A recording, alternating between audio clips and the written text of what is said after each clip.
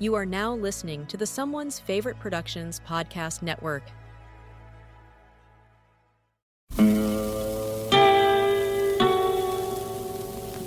Hello, filthy movie lovers. My name is Gentry Austin. And I'm Casey Scott. And we're the hosts of the Sin Syndicate, film podcast for something weirdos, anti-criterion bros, and Joseph Sarno aficionados. Join us semi-weekly as we peer into the adults-only theaters and sticky-floored cinemas of the golden age of sexploitation, when the morals were loose, the laws were murky, and the intercourse was all simulated. Find us now on the Someone's Favorite Productions podcast network.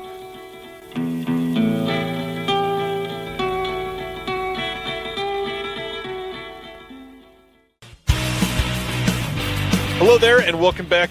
What is this place? Disconnected. Disconnected. Disconnected. Disconnected. Disconnected. Disconnected. Disconnected. Disconnected. Disconnected. Disconnected. Disconnected. Disconnected. Disconnected. Disconnected. I'm starting to feel disconnected. You have reached a number that has been disconnected. What is going on? We are live on the first Thursday of another month with the good doctor who is outside of his family home with the bullfrogs in the background and all kinds of chirping. You make it sound like an estate. It's not quite. Well, we're not touring the grounds yet, but once the housekeepers leave, maybe we can take a look around. Yeah, so the sun literally just went down. It looked like, I was just telling Ryan, it looked like I was sitting in front of the title card for The Hills Have Eyes. I am deep in the middle of the Jefferson National Forest. I think last July I broadcast from my family's home, which is not this. This is where I actually grew up. We had a 4-room shack.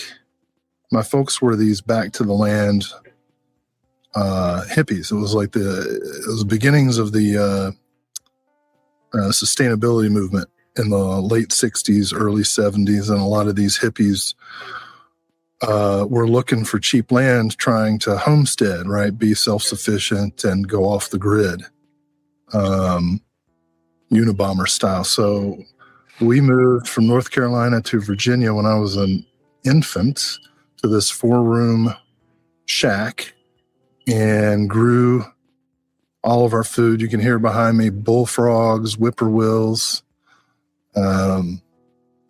Saw a couple rabbits, a bunch of turkey today. A lot of black bear around here, or bears of color, I guess. I was waiting for some sort of joke. And no, we did that. So we didn't have like running water or anything. But then over the years, through scrimping and saving, and I think my mom inherited a little bit from her parents.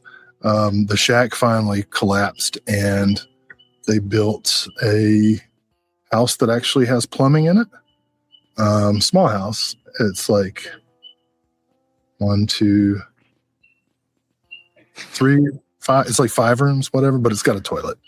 And so we're out here getting ready to celebrate 250th anniversary of this great nation. Last night we watched United 93 again, so we're pumped. Ready for patriotism to sink in. Had to make sure you wouldn't forget, huh? Like barbecue on ribs, baby. Jesus Christ. How you been? What's been going on? Oh, I'm all right. Exhausted beyond belief. That has been one of the craziest weeks of my life so far. Just so much going on. Deadlines for the first of the month are always killer. We have a magazine issue that was supposed to come out yesterday that will be out hopefully tomorrow morning. We've got a couple visual essays, commentaries that we're working on right now. We've got a couple disc deadlines for our first couple disc releases that should be hitting in the next couple weeks. And I am feeling it. On top of all that, random like acquisition announcements. We just posted one a few hours ago to talk about our new film that we signed, Lemonade Blessing, which is incredible. And yeah, we are That's beat. That's what my grandpa says whenever he can take a leak. Well, you got to watch the movie, and you'll see how apt that comment is. Oh God! When you work on the magazine, how much do you relate to Meryl Streep in The Devil Wears Prada? Are you kind of like that? I mean, a little bit, but I think Stan's probably the one that's a little more like that. Stan is the layout master, and so I'm more Stanley Tucci. Yeah, probably a little more of the Tooch. The Tooch. We've talked about the Tooch a lot in the last few weeks. I haven't. Last week we announced Devil Wears Prada 2, so we got to talk about the Tooch with Terry Talks Movies, who's here live tonight. Oh, right. What's up, Terry? I really enjoyed that Tooch talk you had last week. That you just discovered for the first time. There he is. Yeah. Oh, hey, check it out. We got, is it pronounced Rafa? Yeah, Rafa. Rafa, what's up? Solidarity. Let's see what else has been going on with us. Josie just brought up her list. Did you see her list for this month? Sugarland Express, Adam McGowan's Next to Kin, Family Viewing, 13 Steps of Maki, and then Shaolin Soccer and Kung Fu Hustle. I imagine a couple of these are some Will favorites. Oh yeah, Stephen Chow's great. I don't know if I've seen Adam Egwin's Next of Kin. That's the third Next of Kin I'll be talking about tonight. But I do like Adam Egwin, Pride of Canada. Yes. Sorry, I'm just gonna have to say, sorry, you guys. You're gonna have to be patient with the menagerie of nature behind. I know all you cinephiles rarely leave your TV rooms, but this is what the outdoors sounds like. I gotta walk to their car to get to the theater. No, I kid. I don't know if you've noticed this, Ryan, but it is it's a little warm. It's hot. It's hot. It's pretty hot. Yeah, it is. Thankfully, the national parks are removing references to climate change. So now it doesn't exist. Thank goodness. Well, it leaves more room for breezes to get through. They take down those pesky placards. Oh gosh, yeah, it's been pretty gross the last week, that's for sure. But I imagine over this last month you've watched quite a bit. I know that you've kind of hinted at a couple of things. What can you share this month? Well, first I want to respond to Rafa asked what our thoughts were on Paul Schrader's Hardcore. You know what I like most about Hardcore at this moment is the first 30 minutes because it's winter. And I would love a Midwestern winter right now. But yeah, Hardcore I think is a really interesting and challenging film. I really like it as a companion piece with Blue Collar also, because it really gets into the culture that kind of predates a lot of the stuff that we're dealing with now. You could even say Schrader predates himself quite a bit. Yeah. So yeah, big fan of. Let's see. I don't want to be taken out of context and memed, but I am a big fan of Hardcore, the Paul Schrader film. Could you repeat that? Speak closer to the mic. So yeah, watches. I'll just mention a couple things because I did a lot of traveling this past month in June, and presenting. I showed the 1982 Tony Williams Australian/New Zealand film Next of Kin at the Cary Theater. Had about 40 people come out. Really nice. I thought it went pretty well. It's a great film, and getting to see it in a theater for the first time for me was so great because the camera, if you've never seen next of kin before. The camera work is unbelievable. And I think it's one of the great kind of Mad Woman in the Attic movies. It could easily be in what's that box set series that's separate? House of Psychotic Women. Yeah, it could definitely be in House of Psychotic Women 3. Oh my God, look at this. I am so My son is watching. Hi, Jonah. That's cool. It's hot. I've spent all day today chopping firewood and hauling it around, getting them preparing for next year. I cut down a bunch of trees and tree limbs surrounding the area that my dad has decided is going to be the family cemetery. So I cleared space for all of us to be buried deep into the dark earth. And when we're around taking pictures of spooky looking trees and gullies for a movie treatment I'm working on. So anyway, Next of Kin was great. And then I just got back from FrankenCon in Alcoa / Knoxville, Tennessee. Great con. I think some of you might have seen some of the things I was posting on Instagram. But I really I got to share booth space with Donald Farmer. And I don't want to like starfuck or anything, but I will say this. I'm sitting there. I took my daughter with me for the first time to a con, and we're setting up all the Sever movies, and I'm trying to make sure that she doesn't, unpack some of the flip covers I don't necessarily want her lingering over. And Donald Farmer is telling me a story. He bought a copy of Hot Spur from us. He likes Lee Frost, and he's telling me a story about David Friedman. I'm like, holy shit. Donald Farmer's telling me a story about David Friedman, and I'm just sitting here like stacking discs up and being like, yeah, man, tell me all about it. And then this lady comes up, and it's Michelle Bauer, and she gives Donald Farmer a hug and introduces herself, and I'm like, yeah, I know who you are. And she's like, will you take here? She hands me the phone. She's like, will you take a picture of me and Donald? And I'm like, sure, Michelle Bauer, no problem. And the cool thing about the con, besides that, was Severin was a sponsor of it, and had me host a film screening of Nightmare, which was cool. If you've ever seen Nightmare, that's back when there were no safety rules for child actors. Let me tell you that. Not that the observed them anyway. Nightmare is pretty intense. Also known as Nightmares in a Damaged Brain.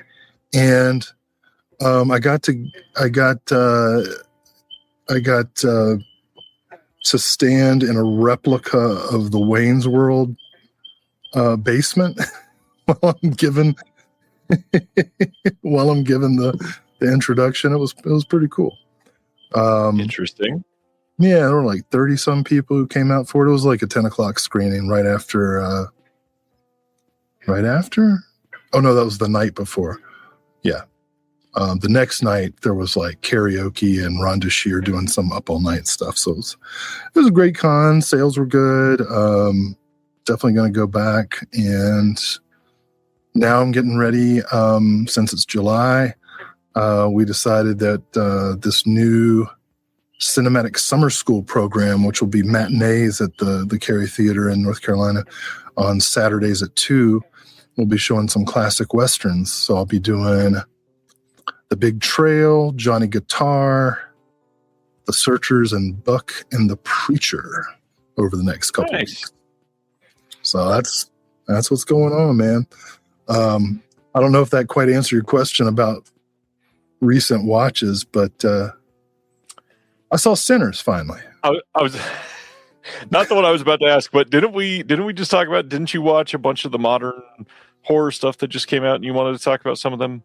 Obsession and Backrooms. No, I thought we talked about those last time. Oh yeah, I went to the theater, bruh, and saw some new movies.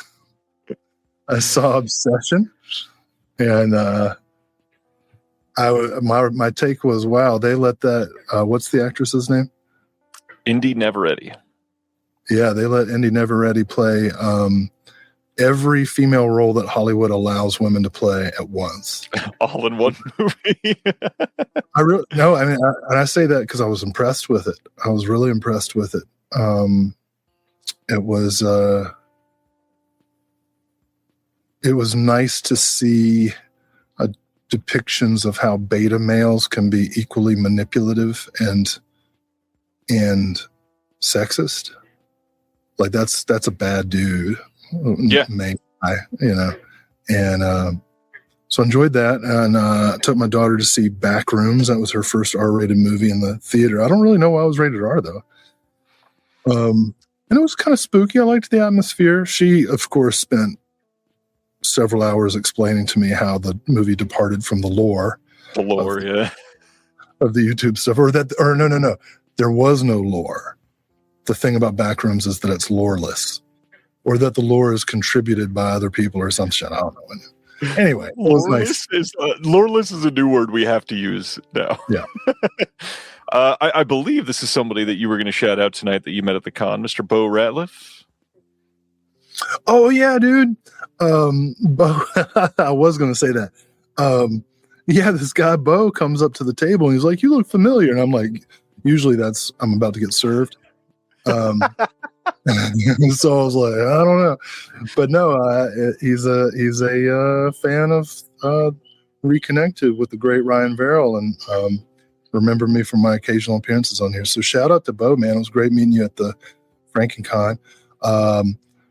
If you're in the area in October, it looks like I'm getting booked to rep Severin at Wrestle Scream in the same. That's what it's called. Wrestle Scream is going to be in the same venue in Alcoa, Tennessee. It's going to have Ricky the Dragon Steamboat and the Steiner Brothers and Jenna Jameson and like a Nightmare on Elm Street 3 reunion and a Sleepaway Camp reunion. Bunch of shit. So there's going to be wrestling. And then there's also going to be me selling. I think we might even do a screening of The Masked Mutilator. More to come. That would be fun. Yeah. So I got a lot to talk about, I guess. Sorry, man. I'm like, and there's so many comments. I feel like we need to respond to some of them, but maybe we'll go. Stan wants to know if we know who Lucy Loreless is. No. Let's see. We've got Indy Navarrette's going to be big. Stan wants to know if you saw Hokum. No, I missed it, but I'm definitely going to see that too. We got somebody who got the Severn Anthropophagus gut munching plushie that they re-released. That's awesome. Yeah, bro. That's a good one. Rafa asked about something I felt like I wanted to come back to. Oh, Tomorrow, Mangler. Have you seen Tomorrow yet? I feel like that would be a Will favorite. Not yet. Did I just get done in the mail? Yes. I think so.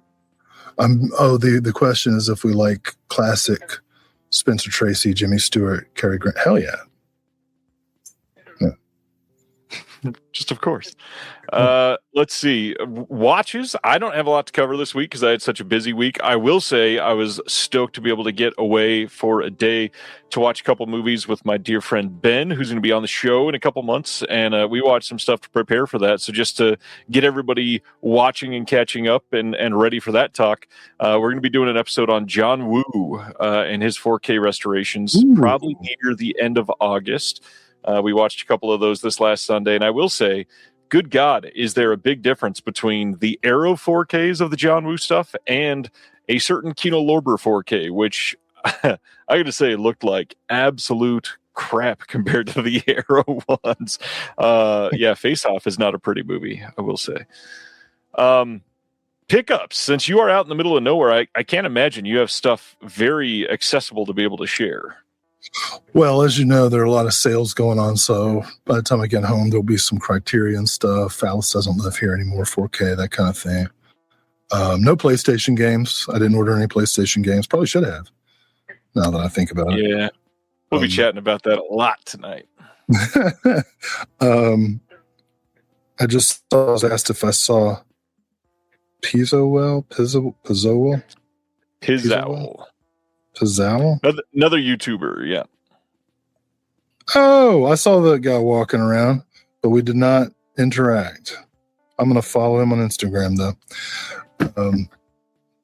Yeah, I was busy, man. I was selling movies and trying to become best friends with Brink Stevens. Took a photo with Linnea quickly, though. Oh, I got shit tons of photos of Brink Stevens, too, and Gary from Toxic Avenger. And yeah, Linnea was so nice. She came up and just introduced herself. Again, I was like, yeah, I know, but thank you for being so polite. And we talked for a long time. She's a big fan of Razorblade Smile, so we did a little promo picture for Severin, which David Gregory promptly forwarded to the director of the Razorblade Smile. So it was nice to give him that little shout out. We sold one copy, so thanks, Linnea.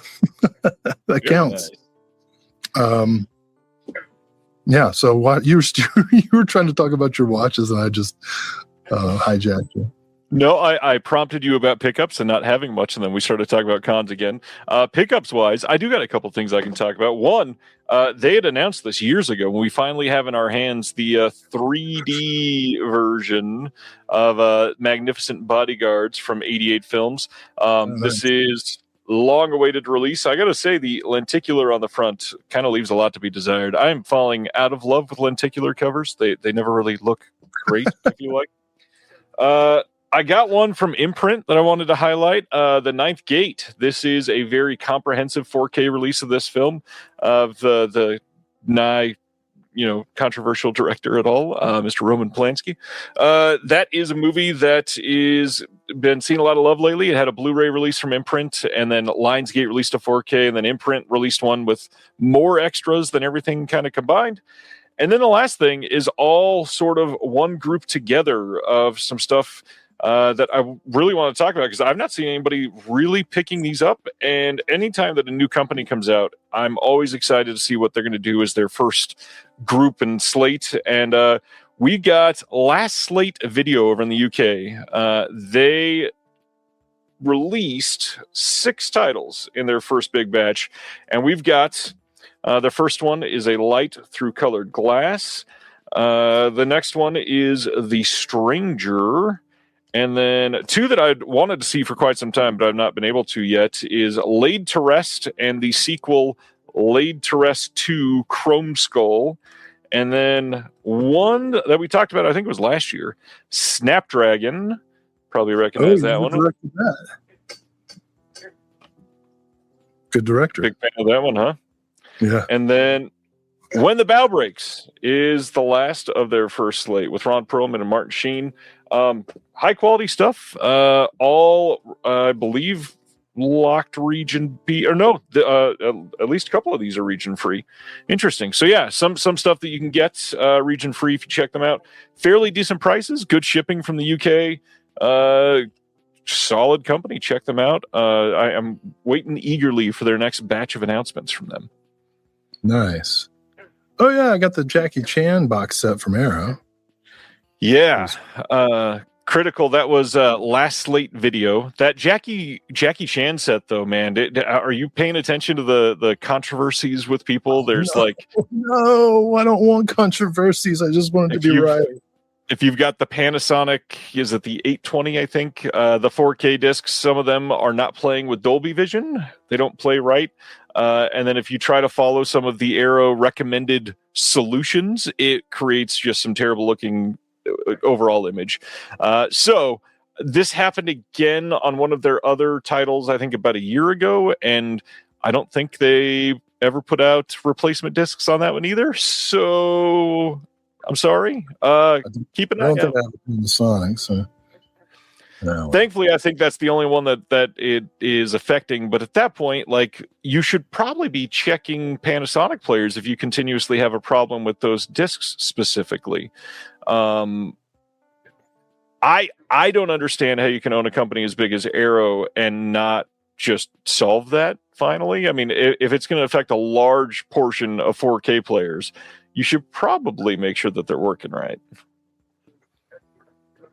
Jeez, man, I got the digital download of Battletoads behind me. Can you hear the microphone? A little bit, not much. Okay, it's loud as hell here. Mozart, it looks like it is the encode. It looks like it's Arrow's fault. They probably could have fixed it. Still not sure exactly which ones. I think it's Rumble in the Bronx 4K that one is affecting specifically on Panty players, and there might be one other disc, but there's that problem. And then right now there is the Day of the Dead controversy for Shout Factory, where they are supposedly putting out audio that is not the correct audio. They're claiming that it wasn't censored. Other people are claiming that it was censored. Still don't know exactly what happened there, but that's a mess up too. And just hoping somebody else puts out Day of the Dead and does it right. Pizzoel, who I just started, what is it? How do you pronounce it again? Pizzow. Pizzow? Yes. Just posted a, what do you call it when you post on Blue Sky? What's the post on Blue Sky called? We'll call it skeeting for you. Well, someone named Jeff Rowland, who I assume works for Scream or Shout, put out a fairly vulgar denial. Yeah, it's it's something people are talking about right now. That's for sure. Well, me and L. Ron Hubbard, I love that handle. Just saw Day of the Dead not too long ago, so it'll be fresh in our minds, and we'll be able to tell you for sure once we hear it. Rob is in the chat tonight, actually. Yay! Yeah, man, this is quite a robust conversation. I can barely keep up with it, but let me tell you, it's been a heck of a month, and happy birthday, America! And and we've got a lot of good. Oh, did we talk about the new movie? The new movie announcement? No, we have not. Which one are we talking about? Our first contribution to Wicked Vision. Do we talk about that yet? Oh, not together. It was announced and all that, but yeah, by all means, let's talk about Riptide. I guess they're using that title. Yeah, I don't want to question the marketing decisions. I just feel like if you've got a movie with two titles, and one of the titles is Riptide, and the other title is The Mask of the Red Death, spelled with a Q-U-E. It's never been spelled any other way. Right. Makes it cool. One of those is more marketable than the other, and they went with by a lot. They went with Riptide. But that was such a cool one. Many thanks to the vegan Satanist, our friend Laurent, for helping us nab that project. We got a lot of cool stuff on it. The commentary, an interview with Argyle, not just any interview, but like a comprehensive, like from boyhood to now interview with Argyle Goolsby from Blitzkid and Hollow Bodies and Cabrera and all these other bands. And the great neo soul singer Blue Jay doing a dramatic reading of The Mask of the Red Death, edited by our friend Matt Patterson. So, oh yeah, the frogs are bothering people. I don't know what to do. I can't go inside. So it's just, it's funny. It's funny you tell me that in order for me to be heard, I have to have my mouth like directly on the microphone. But some frogs like 600 feet away apparently are 600 feet. My goodness. That Mask of the Red Death disc is a lot better than that movie deserves, I would say. Disagree. That movie is a lot of fun for sure, and it's got a lot of interesting stories behind the production itself. The cast and crew kind of wild when you look at the sum of everybody's careers that were there. What's crazy too is we worked on that disc how long ago? Like, I think everything for that was done by like last March or something. But we started working on that literally like almost 2 years ago. It was kind of crazy. I mean, it came out before Gator Bay, but It's true. It's true. but Gator Bay's coming. I personally witnessed some work being done on the final Frankenstein cut of Gator Bay 2. I mentioned this last time, but I saw the end titles being done. So very exciting. It's about damn time. I will say that. I love that as you were referencing that, Sib was making a comment about it too. Yeah, I'm doing some research for Gator Bait 3,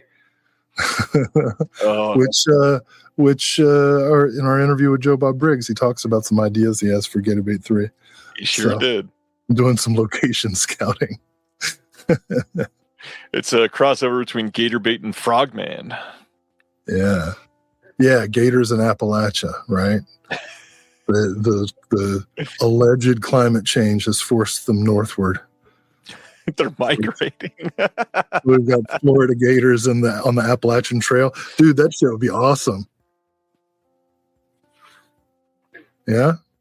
The Alligator Lachian Trail or something like that. Oh my goodness. All right. We got a lot to talk about surrounding some of these titles tonight. So anything else you want to talk about before we dive into our 100 announcements? So the Appalachian Trail goes right through here. A couple of years ago, man, this guy took a machete and decapitated these hikers. That's for real. That's not even to be original. Jesus. What a downer. Yeah. Well, it just goes to show you, don't be neighborly. They invited him to sit at their campfire, and it was like, bet. If there's anything that sinners taught me, don't let them in. Don't invite them. Yeah. Don't let them in, man. Don't let nobody in ever. Well, on that note, let's talk about some Clive Barker. Oh, man. Arrow. TV shot on video thing.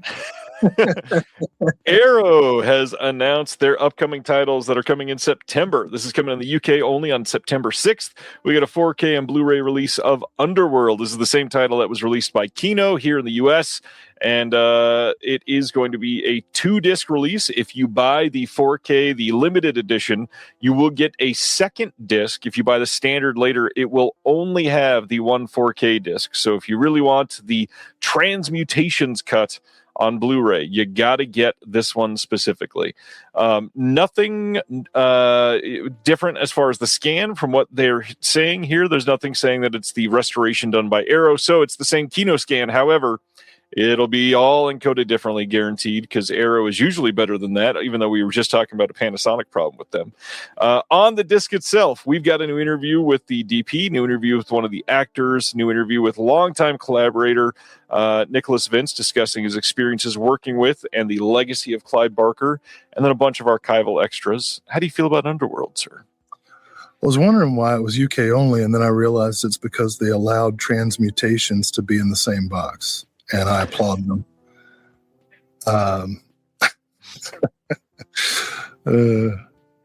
Yeah, I saw Underworld. It's cool. It's a very low budget, made for TV production. It's got all the charm you expect of a British low budget, made for TV sci-fi thing, with all the kind of good natured creepiness you expect from Clive Barker. It's a little shaggy, but it's still fun. Oh. It wasn't me. All right. September 13th in the UK, September 14th in North America, we are getting a 4K release and a Blu-ray release of Tequila Sunrise with Mel Gibson, Michelle Pfeiffer, and Kurt Russell. Tequila Sunrise, I don't remember if I've seen this one. It feels familiar, but if I have, it's been a long damn time. Have you seen Tequila Sunrise? Picture, if you will, a buddy comedy in which Mel Gibson comes off as a little manic. He's never made anything like that ever. No, it's fun. It's one of those excessive, what is this, early 90s? This is 88. 88? Okay, well, then it really fits. It's one of those super excessive late 80s action comedy things. It's all right. I wouldn't mind seeing it again. I don't think I'm going to like add it to the shelf or anything. You know, invest in the 4K just to see it again.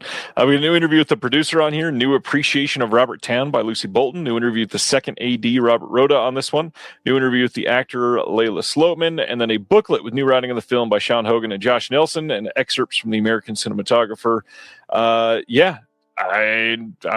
curious about this one because I don't remember it at all. But 88, I don't know, could be fun. Another Warner Brothers titles from them. And then they had released this previously, but now over in the UK, September 13th, they are getting a Blu-ray release of Night Falls on Manhattan. This was released here in the US by Arrow. All the same stuff that's going to be on this one. We talked about that one before, so we're going to breeze right through that so that we can get to The Desperate Hours, which is coming out on the same day, September 13th. This is another one that was released previously by Arrow in the US, and they just got the UK rights for it. But why don't you talk about Bogey a little bit? I want to say there's an imprint, or maybe, is it Indicator? Well, William Wyler, Humphrey Bogart, adapted from a stage play, and like most movies adapted from a stage play, you can kind of tell. But I really like this film. I think Humphrey Bogart is great as a desperate, escaped convict in a hostage situation. William Wyler, one of easily the 10 best filmmakers Hollywood ever produced. So this is a must. All right. Then this one was exciting for me. September 13th in the UK, September 14th in North America. We got a Blu-ray of the Wicked Priest collection. This is from 1968. Okay, the Priest collection. Am I right, Catholics? Anyway, there was just another big settlement that they made with all the victims in, I can't remember if it was California, it was somewhere on the West Coast, and then the Delaware one. But anyway, this is different. This has new restorations of all 5 films in this. We've got Wicked Priest 2, Ballad of Murder, Wicked Priest 3, A Killer's Pilgrimage, Wicked Priest 4, The Killer Priest Comes Back, and Wicked Priest 5, Blood on the Commandments. We've got a new visual essay on Wicked Priest Composer by James Belmont. We got a new visual essay by Jonathan Clements. We got a new interview with James Mudge, a new interview with Patrick Macias and Matt Alt, and then a new primer on Buddhism and pop culture as depicted in films by Patrick Macias and Matt Alt, booklet with new writing by Camille Zorin. This looks and sounds like a lot of fun, and it's fairly cheap for 5 movies, too. Yeah, man. Good looking set. I kind of derailed the announcement, so sorry about that. But yeah, those are some definites for me as well. Oh, man. Well, September 20th in the UK, Arrow is also doing a 4K release and then a separate Blu-ray release of Rob Reiner's Misery. Again, I'd be just happy for the snow. I'm like, would I trade my legs for some snow right now? Maybe. Or at least your ankles. We've got a new commentary on this one by Terry Gamble and Julia Marchese. We've got a new interview with the composer Mark Shaman. All kinds of archival extras on here, and then a booklet with new writing by Sean Abley, Kat Ellinger, Alexander Heller Nicholas, and David Moses. Undoubtedly, this will look at least a little bit better compared to the Kino encode because it's Arrow, but no new restoration work or anything like that. It's all going to be from the same scan and maybe a little bit of cleanup work at best, but I love this movie, and I'm probably going to have to get this one. You know, a lot of Stephen King adaptations just seem to me to be like my beautiful dreamscapes, you know? The Shining, I'm like, what a great job. I would love that. Misery, I'm like, where can I find a woman who will give me time to work? You know? Like... Just bring you food. I'm not trying to be all traditional or patriarchal here, but you know, if I'm in the groove or whatever, and you wouldn't mind helping me out around the house, I wouldn't mind. Yeah, I mean, like, she'd never have to break my legs. I'd be like, yeah, I'll stay in bed and work on my book. Come on. Which is this the murder? Is this the murdered Reiner or the one that? Which Reiner is this? This is Rob Reiner. Are there other? Are you talking about Carl? Yeah, there are other Reiners. Well, one of them's in jail now. Obviously. Look, I don't know if you heard, but he met a bad end. It's so much I want to say, but none of it is sympathetic. All right, moving right along. September 27th in the UK, September 28th in North America, we get a 4K release and a separate Blu-ray release of Forbidden Frickin' Planet from 1956. That one with Robbie the Robot, for the first time ever presented with its original CinemaScope aspect ratio of 255:1 and its theatrical Perspecta stereo soundtrack. Brand new 4K restoration by Arrow themselves. We get a booklet with new writing by Frank Collins and Johnny Maines, plus some select archival material on the discs. We have a new appreciation of B.B. and Louis Barron's pioneering electronic score by the historian and composer Neil Brand. We've got some archival documentaries. We've got some archival featurettes, deleted scenes, and a bonus movie called The Invisible Boy featuring Robbie the Robot, a second feature film. We got an episode of the Thin Man TV series with Robbie the Robot.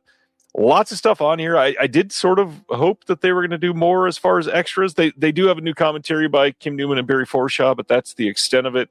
Forbidden Planet. I feel like this has to be one that you love and appreciate. Well, my favorite part, of course, Anne Francis. And there you have it. I'm trying to I feel like I've wasted so much of the time. I'm trying to like be more efficient while at the same time giving each movie its due. Forbidden Planet deserves a lot. Yeah, but it also doesn't really need any help. You know, Craig says that's a shit ton of extras and you wanted more. If you look, the only thing that they did brand new is a new commentary and then an appreciation of the score. Yes, they brought out all kinds of archival stuff, but for a movie like this, you would think, I mean, Arrow just did, on Tequila Sunrise, there's like 4 new interviews. Like, obviously they can't interview people from the movie, but come on. It's Forbidden Planet. All right. Next one that a lot of people are very happy about. September 28th, 4K coming of Go from 1999. One of the underappreciated 1999 films. This is going to have a new commentary with Brian Reisman and Max Every. We've got an archival commentary on here. New interview with the screenwriter, co-producer, and second unit director, John August. New interview with Desmond Askew. Archival making of 14 deleted scenes. Short film from 1998. We've got... That short film is with Melissa McCarthy using the short ends of the film stock from the production of Go. We've got an optional commentary on that with John August, Melissa McCarthy herself on there, and then the editor Douglas Kreis, and then a collector's book with new writing in the movie by David Michael Brown and Michelle Kisner, and the original production notes. That is more extras than Forbidden Planet. See what I'm saying? Like, that's a lot. Way to go, Michelle. That's awesome, dude. How do you feel about Go? Have you seen this one? No, I really like Sarah Polley as a director, and it's weird. I haven't seen many films with her as an actress except for like Splice, which is like the main one you'd want to see. Splice is fun, right? That is Sarah Polley, isn't it? I think so. Wow. Yeah, it's Sarah Polley. Ryan Verrill exposed. What? Doesn't even know who's in. I'm so sorry. I don't have it memorized. All right. Yeah, I want to see it, but I don't know anything about it. It's a big one. Another big one. On September 27th over in the UK, they are putting out a Better Tomorrow trilogy. This is getting a 4K release and a Blu-ray release. And this one corrects a lot of things that they wanted to do right on the Shout disc and they couldn't. Just goes to show that if you are really loving these Golden Princess titles, you should probably wait and pick up the Arrow or the Imprint. The Imprint ones are doing a lot of really good stuff. This has reversible sleeves with the original and new artwork by Tony Stella, double-sided fold-out poster with the original and new artwork on those as well. Perfect bound book with new writing on the films by Victor Fan, Camille Zorin, and Hong Kong cinema expert David West, and then the archival writing by Julian Dupy and an excerpt from an interview with John Woo. But then all the extras on here. So let's see. We've got on the first film all of the extras that they had before. We got a new commentary by Frank Chang and F.J. DeSanto, new commentary by James Mudge. Yeah. What's that? I'm just going to take a walk while you... Bunch of new interviews. Disc 2, Better Tomorrow 2 4K. New commentaries there as well. New interviews there as well. Disc 3 is a Better Tomorrow 2 work print cut. This is a Blu-ray presentation of the recently unearthed extended work print cut, viewable in raw, unrestored form or with inserts from the restored theatrical cut. That was done with seamless branching. And then... still going with that. Disc 4 is A Better Tomorrow 3, Love and Death in Saigon on 4K. This has a couple, it's got a new commentary, got new interviews on there as well. And then Disc 5, the big difference for a lot of people, Better Tomorrow 3 Extended Cut on 4K. This has Dolby Vision as well. Lots of stuff that people have been after on all these films. Have you seen any of the A Better Tomorrow trilogy films? Yeah, on bootleg DVDs, and now I'm trying to decide which of the, what do we have, 3 different editions of the trilogy? We're trying to figure out which is the best Better Tomorrow. That's what's happening right now? Yeah, quite literally, yeah. So I guess the Arrow by default, but yeah. The big thing is this has better cuts, better restoration work, better subtitles, more extras, and it's cheaper for the most part. Like every outlet is selling the Arrow version for even cheaper than the Shout one was. Huh. Too many sales, man. Too many sales. Speaking of sales, it is time for the Criterion sale. Started live last Friday. It is going until July 26th. Everything is 50% off if it is in stock or if it's a pre-order that is coming out during the sale period. These obviously work in stores at Barnes & Noble and online for Barnes & Noble. So the big question, Will, what did you pick up? Oh my gosh, I got the Network 4K, Life of Brian, obviously Point Blank, one of the greatest, Point Blank, Desperate Living, the Eclipse Series 6, Carlos Sara Flamenco Trilogy, Sentimental Value, Captain Blood, HUD, Alice Doesn't Live Here Anymore. That's pretty much, I'm done for the year. I can't, I'm a lot. That's a lot. Yeah. My big ones was the new John Waters titles that were coming out. Had to get those. Those were some ones that I was looking forward to for quite some time. Body Heat 4K was another big one for me. Life of Brian for sure. And I'm always go ahead. I'm always into Ted Danson eroticism, especially when it's hot and you get that matted chest hair thing. You hear that badass owl behind me? I got an owl now. We did not. Is it a Piz owl? I tried. All right, let's keep going. For those of you that can't shop at Barnes & Noble for one reason or another, don't forget Amazon is price matching those. So check it out there if you are into that. Then we got some release details on the big sci-fi hit from this year, the Project Hail Mary film from Alliance, basically Amazon, coming out on 4K, Blu-ray, and DVD here in the U.S. on August 11th. There is an Amazon exclusive 3-disc steelbook that is a gift set with some extra features that we don't know all the details about, but we'll talk about that one more in just a moment. So the regular 4K Blu-ray DVD, this is going to have a commentary by Phil Lord and Chris Miller, and then an Earth's Favorite Iridian featurette. Did you get to see Project Hail Mary? I don't think you did, right? No, I took my daughter and saw it in the theater. Oh, nice. What'd you think of it? I'm sure we talked about this and I just forgot. We did, actually. If it had ended like 15 minutes. That's right. But then it turns out that the ending was in the book, so I guess the book is stupid too. No, I'm just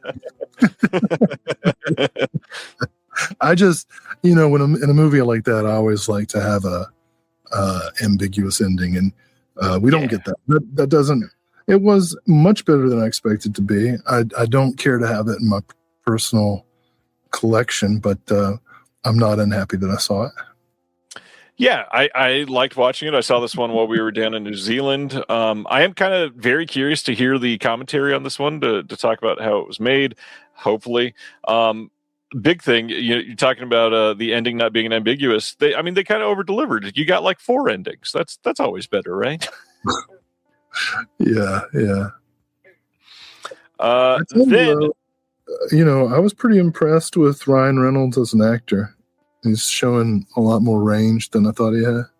He must have been playing The Rock because the star of this is Ryan Gosling. What's the difference? You said Ryan Reynolds.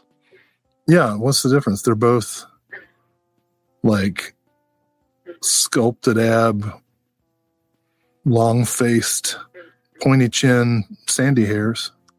One is a little more crude than the other. Well, that's it.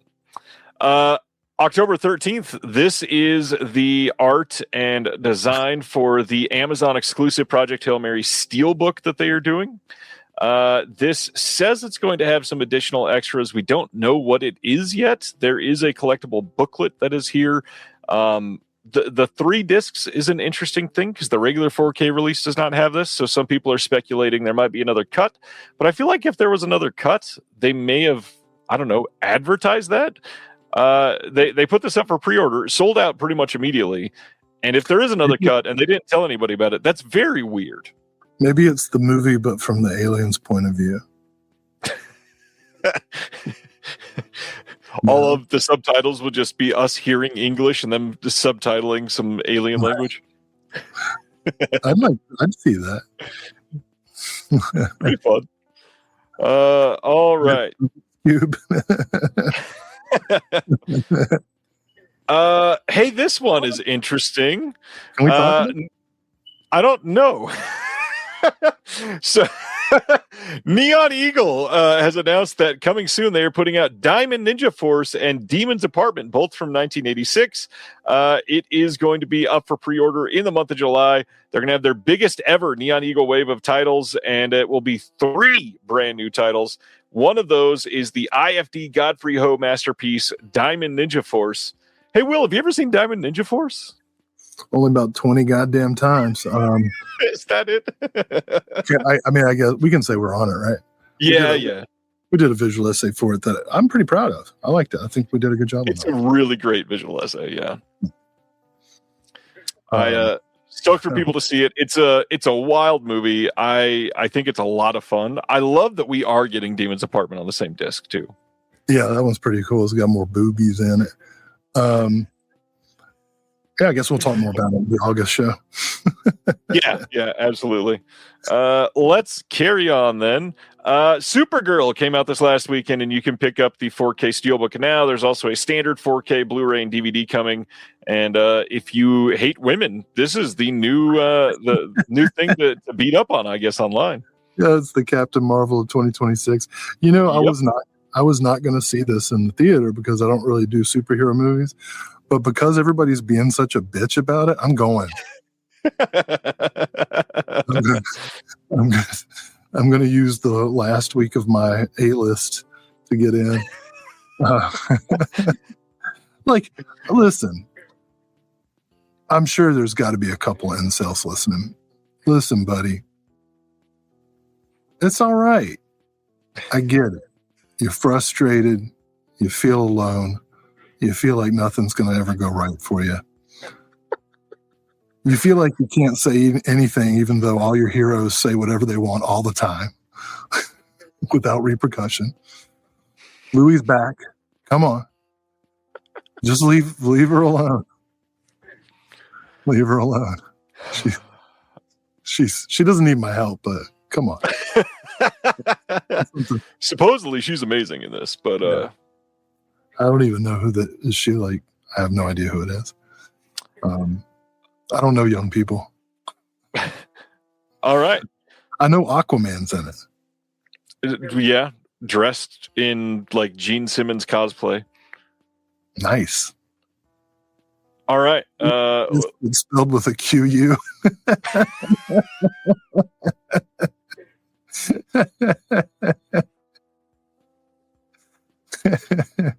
I'd see that an aquatic kiss. That's got to be some kind of hilarious. All right. Let's talk about this one. July 31st, there is a 4K Blu-ray dual format release coming from Wicked Vision, who we were just talking about, of Sallow, or the 120 Days of Sodom from 1975. Now, this one's wild because... Here you go, incels. You can watch this one unironically, and you'll love it. Unironically. You've got two different cover art options if you want to go for their big box set here. And the crazy thing here is that this is by far the best restoration that this film has yet. It's got all of the original sound that's been fixed. Wicked Vision put a ton of work into this. I've seen a lot of the restoration, and the crappy, pardon the pun, color timing from the last release has all been fixed. The big thing, though, is if you love this movie or want this movie in the best quality, they have changed some things up, and they are able to offer U.S. customers some of the cheapest shipping I've seen direct from the EU in any way. It's $13.99 for shipping direct from Germany. And if you buy now, they've got an art card and another bonus item that they're throwing in, but also nearly 14 hours of supplemental material on this release. It is kind of wild what they did. This is a 5-disc release, and pretty much everything has English subtitles, except for the bonus DVD. Disc number 4 is German specifically, and supposedly it's a panel discussion with a bunch of people speaking over each other, and subtitling it was going to be a nightmare. It's like the For Us By Us disc. Yeah, basically. Just for the Germans. If you pre-order this version and you're in the US, you do get a PDF of the booklet to be in English. So that is nice. But yeah, literally everything on this is in English if you want this movie. Great looking set of a wild movie, very important movie. The other thing too, I guess, to talk about is the only reason this film was able to be released in Germany is because Wicked Vision went and literally petitioned their government to be able to unban it, because it was banned fully in Germany, and Laurent went and got it unlocked with the government. That is wild and something to be applauded in many different ways. This is one of the biggest examples of protest cinema in history. Thoughts on Sallow, Will? It's an extremely important film. The scholarship is important. This is a great release. I'm glad this has happened, and I did not know about the advocacy that Wicked Vision did for it. So that's great. Yep, this is a big deal for them. So hope people check it out. It's limited to, I believe, 1,500 copies of each of the cover arts, and then eventually they'll put out a standard or something, hopefully. But it definitely won't be no 5-disc release. I bet that's a lot of discs to keep printing. I want to go back to my Underwater Kiss band, because I think that would be so great. Like, I want to scuba dive all night and snorkel every day. I mean, like every song, like totally is adaptable to underwater things. Spear gun. There you go. You got it.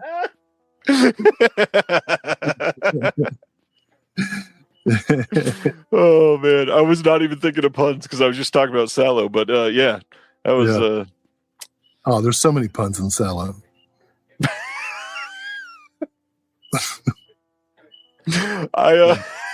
Never mind. I don't need to go into that story about Sallow. All right, let's go into the Shout Studios releases, which we used to call them Scream Factory, but they're not really doing much for Scream Factory once every 4 months, it feels like at this point. So Shout Studios, first one is Aces Go Places Collection, coming out on 4K and Blu-ray, all in one collection on September 1st here in the US. all 5 of these films from seasoned directors like Ringo Lam, Choi Hark, and more. We've got Aces Go Places 1 through 5 on 4K and Blu-ray, 10 disc set, new extras on, I believe, every film. Yeah, new extras on every single film. Lots to come here, and the only thing I can say is, man, that cover art, huh? Yeah, I thought it was like Asian conjunction function. Conjunction junction. I was like, what is it? Or a Mad Magazine or something. Like, is that cover art by Ronald Jaffe? It looks like, but yeah, okay. I don't even know what to feel about this anymore. This is wild. What's showing all the different ways that Aces can go places? You can take a hang glider or a car, jetpack, or a different kind of car, or you can walk. Or you could be a child with a gun. Oh man! Well, thanks to the Supreme Court, you can be a child with a gun in Hawaii, and you don't even have to ask permission. Just walk right into the McDonald's and be like, "Aloha, motherfucker!" I hope my son already clocked out for the night. All right. You just said sour, dude. That was the joke, yes. September 15th on Shout Select, they are putting out a 4K and Blu-ray release of Charlie Wilson's War. I did see this once, and I got to admit, I don't think I remember a damn thing about this movie. Great cast, directed by Mike Nichols. Charlie Wilson's War. Yeah, so this started out as a book. This is a journalistic account of the Congressman Charlie Wilson and his campaign to provide funding to certain rebel forces in various parts of the world. And I saw this in theater when it came out. I thought it was terrific. I think it's one of Mike Nichols' best films. The book, well, Craig disagrees with me, but I think especially if you read the book in conjunction with the movie, you will learn a hell of a lot about how 9/11 and the 9/11 era more generally came to be. I think it's one of Mike Nichols' better films. The caveat is I'm not a big Mike Nichols film fan, but I did. I saw it in the theater and liked it. I don't know. Maybe if I watch it again, I might not like it as much. Now Craig's making me not sure of myself. But regardless of whether you like it, it's an important historical piece. So at least check out the book, everybody. Well, and again, the cast, like Philip Seymour Hoffman, Tom Hanks, Julia Roberts, giants there. I mean, Philip Seymour Hoffman, we just talked about a lot recently. He's literally always perfect. So. Well, all right. Shout seems to be re-releasing some of their Golden Princess titles now in a steelbook because it's Shout, and that's what they're going to do. So September 29th, we are getting Bullet in the Head. And yes, this is the Tony Stella theatrical release art that they are now putting on these. So September 29th, Bullet in the Head. September 8th, Peking Opera Blues with the Tony Stella art steelbook. And then September 8th, we also get City on Fire with that Tony Stella art as well. The art is great on here.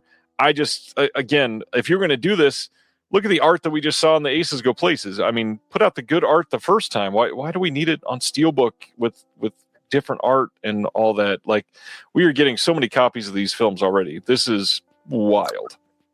I mean, it makes sense to me, the timing. Stand in line, believe in the lies, bowing down to the flag. You got a steelbook copy of A Bullet in Your Head. You know what I'm saying?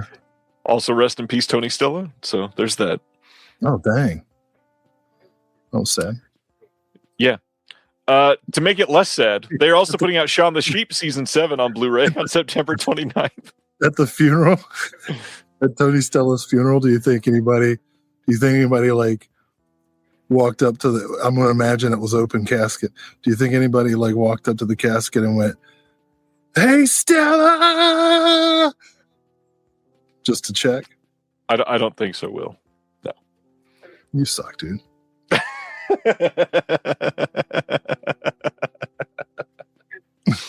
Oh God. All right. Let's let's leave that awkwardly there.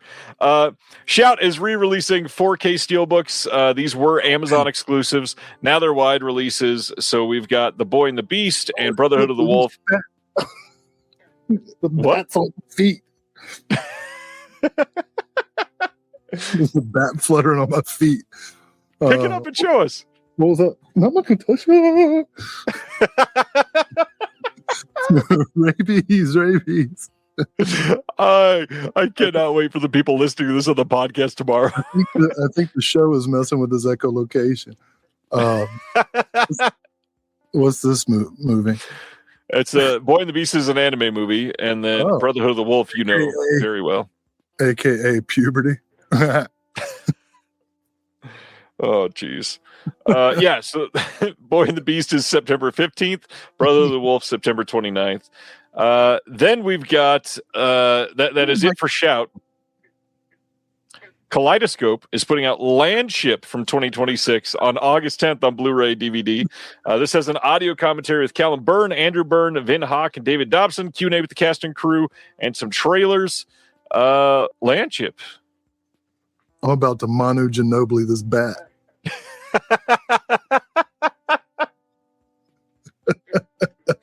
That was such a specific reference. Landship. Seems like an oxymoron. It does, a little bit. You look like you could use the Landship right about now. Oh my God, I'm so tired. Say hi. Can I have this? If you come say hi. Can I have this? Oh, look. My child wants a caffeinated Coca-Cola at 10:30 at night. No caffeine. Get you a big old swig of that fructose, girl. Let me open it for you? Yeah.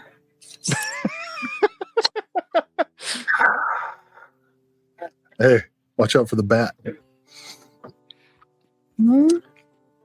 There's a bat. Yeah. Just watch out for it. I thought the show was unhinged before. Running around, dude. All right, let's leave Landship behind us. August 11th, Welgo releasing 7 Snipers on Blu-ray and DVD, starring Tim Roth. Had never heard of this movie. Unscripted. And, I'll tell you one thing, if you have to have 7 snipers, I would reconsider the training they went through. Because generally, one sniper is like the whole point of the snipering. that's a lot of snipers. You know what I mean? Like, if you need 7 snipers, your planning is all jacked up.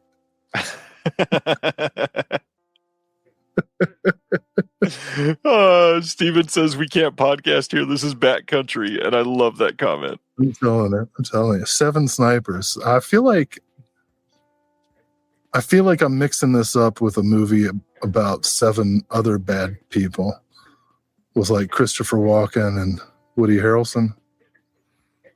You know? 7 Psychopaths. 7 psychopaths. Snipers would be sociopaths. There's a difference. Yep, it's true. Right. Okay. No offense to any snipers who served our country listening. Thank you for your service. Can we get somebody to Photoshop Will into like Hunter S. Thompson garb and put "We Can't Podcast Here" with "This is Bat Country" below it? Or just purchase me one of those cigarette holsters and the hat and the outfit. the glasses and the red shirt. Yeah. Oh man, that would be amazing. All right. Speaking of movies with awful looking covers, August 11th, Welgo is also releasing Panda Plan 2, The Magical Tribe, starring Jackie Chan. Aw, Jennifer Love cued it. Look at that panda bear. Will, that is very clearly CGI. It's a CGI panda bear? No, it is trained to smile like that in a perfect circle. Oh, shit. That's back. That's back. That's back. I'm risking my life for you. I'm not even sure. Like, do they all have rabies? Is that a thing? All I know about bats is from the Goonies. No. Jesus, this is perfect. Oh, So, jeez. Jackie Chan is AI too? No, I didn't say AI. I said CG. 2 other letters. Oh. What's the panda plan? The plan is to re-release movies until the end of time. Man, poor guy. He's getting old. All right. We had talked about Slither previously. Vision's Home Video is releasing a standard 4K of Slither on August 10th out in the UK. All the same extras as before. We talked about this before, so we won't go too much into detail, but check it out. Anybody got anything from Visions yet? I've been curious about their quality and have wanted to see it. Will, my wife, Laura just texted me, Will is Kung Fu Pandaing the bat right now.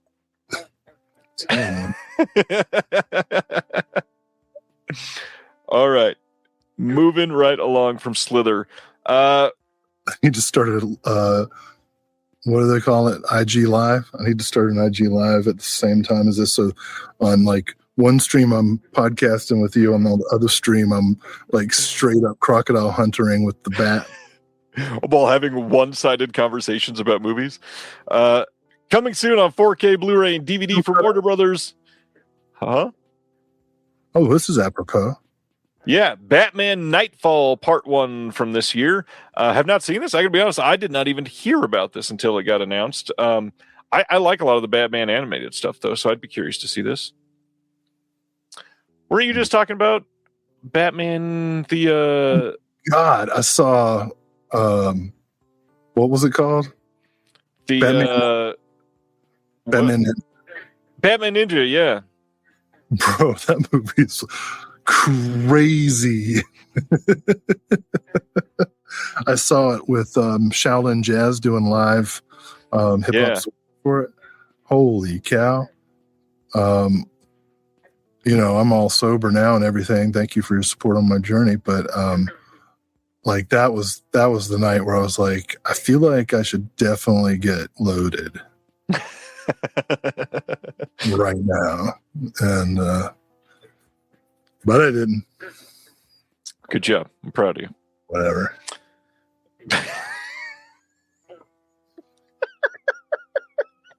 I tell you what broke the land, that giant ass land ship they were driving through it.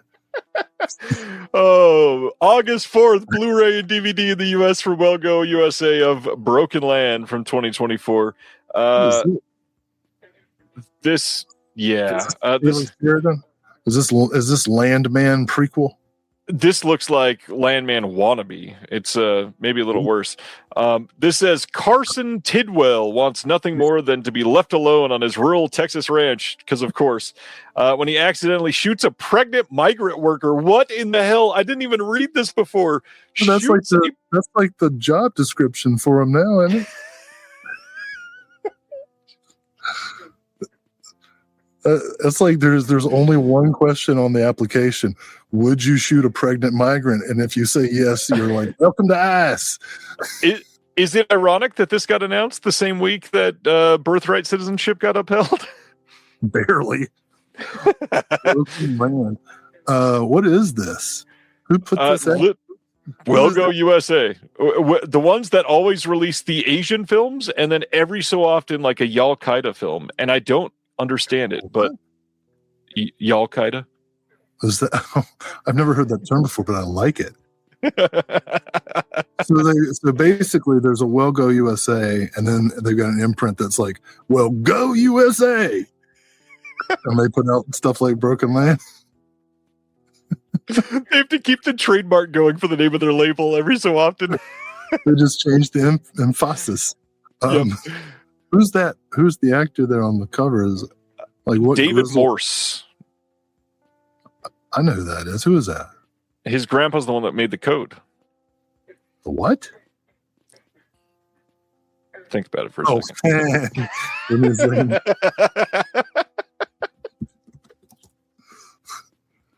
Oh, whoa, dude. Oh, man. David Morse. I recognize him as a much younger man from Saint Elsewhere. You remember that show? That was a great show. I until the do. very- Yeah. Boy, they sure screwed over their fan base. Where they Much went Saint Nowhere. No. I keep picturing like Charles Foster Kane dropping Saint Elsewhere on the floor. There's a joke for like a boomer to get. Of course, the boomer turned it off as soon as I started making fun of Broken Land. That's why the comment section went dead as soon as that happened. All right.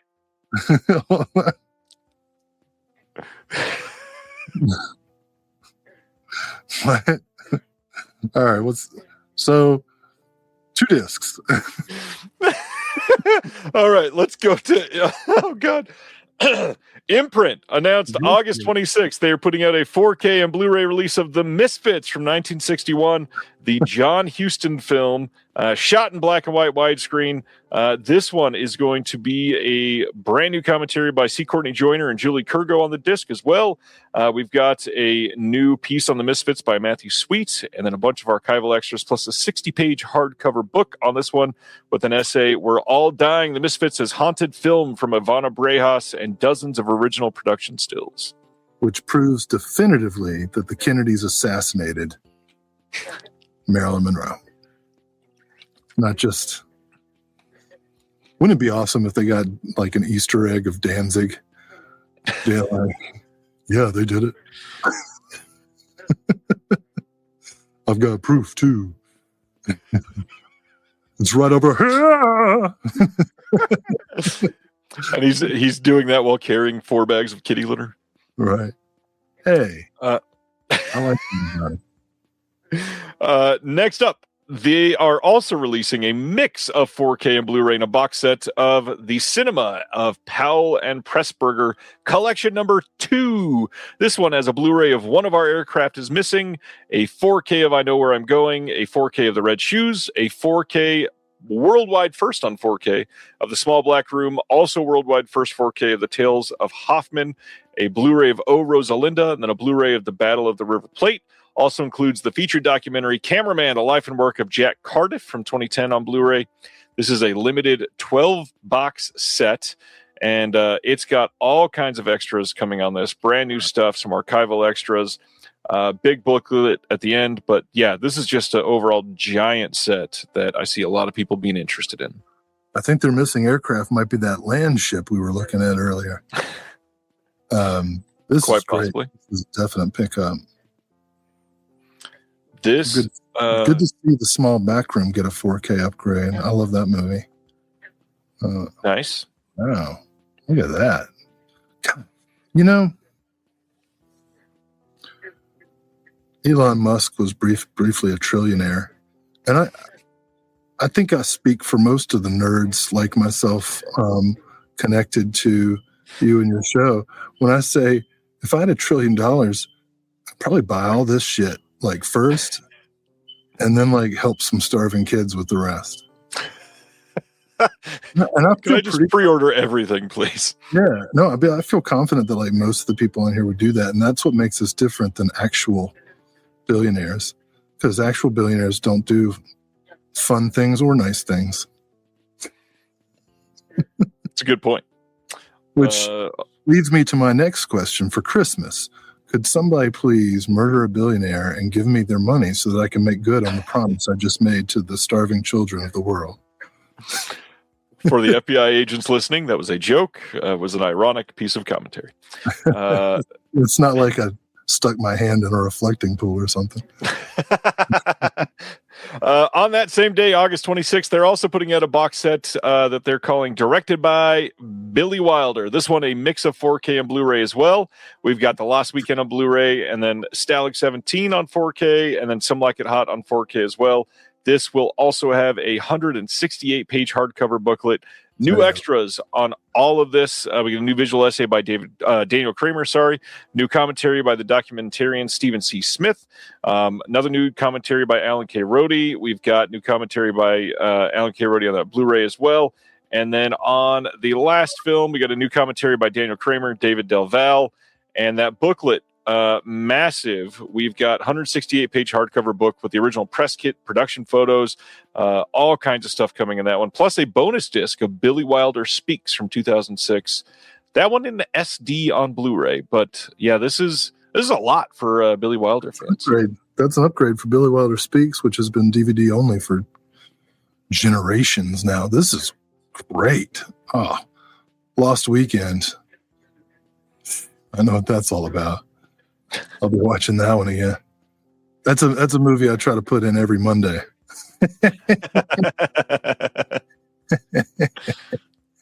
Daniel Kramer. I love Daniel Kramer. I'll tell you a funny Daniel Kramer story.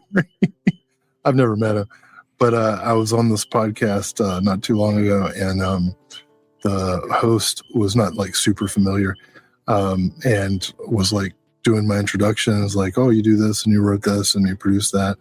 And he goes, "Oh, so you're like Daniel Kramer," and I was like, I'm like Daniel Kramer in the sense that an actor in Scary Movie is like Daniel Day-Lewis. You know, it's like, yes, we're both actors, correct. So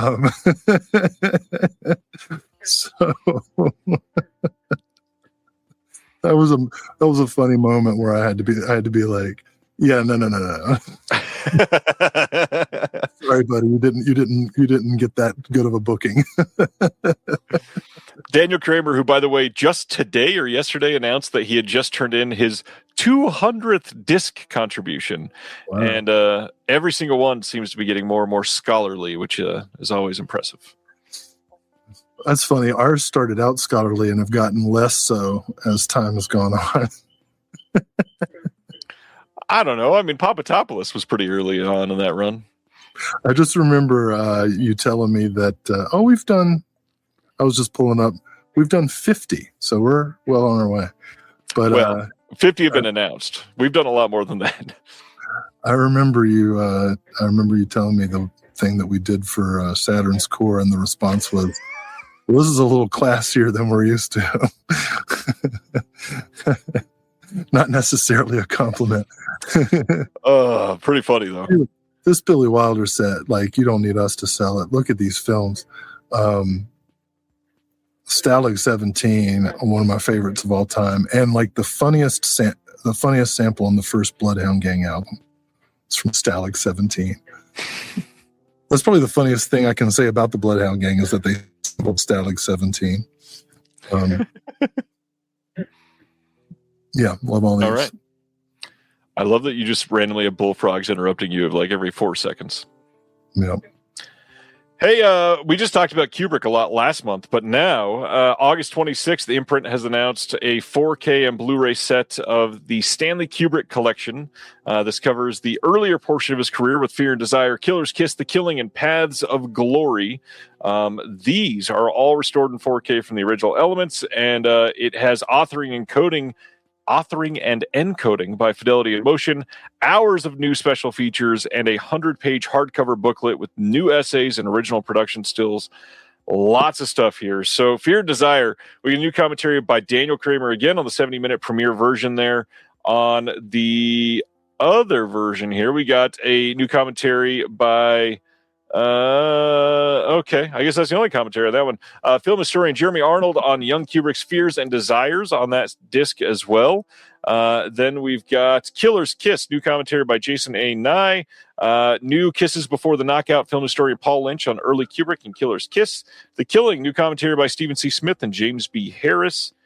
My goodness, so much on these.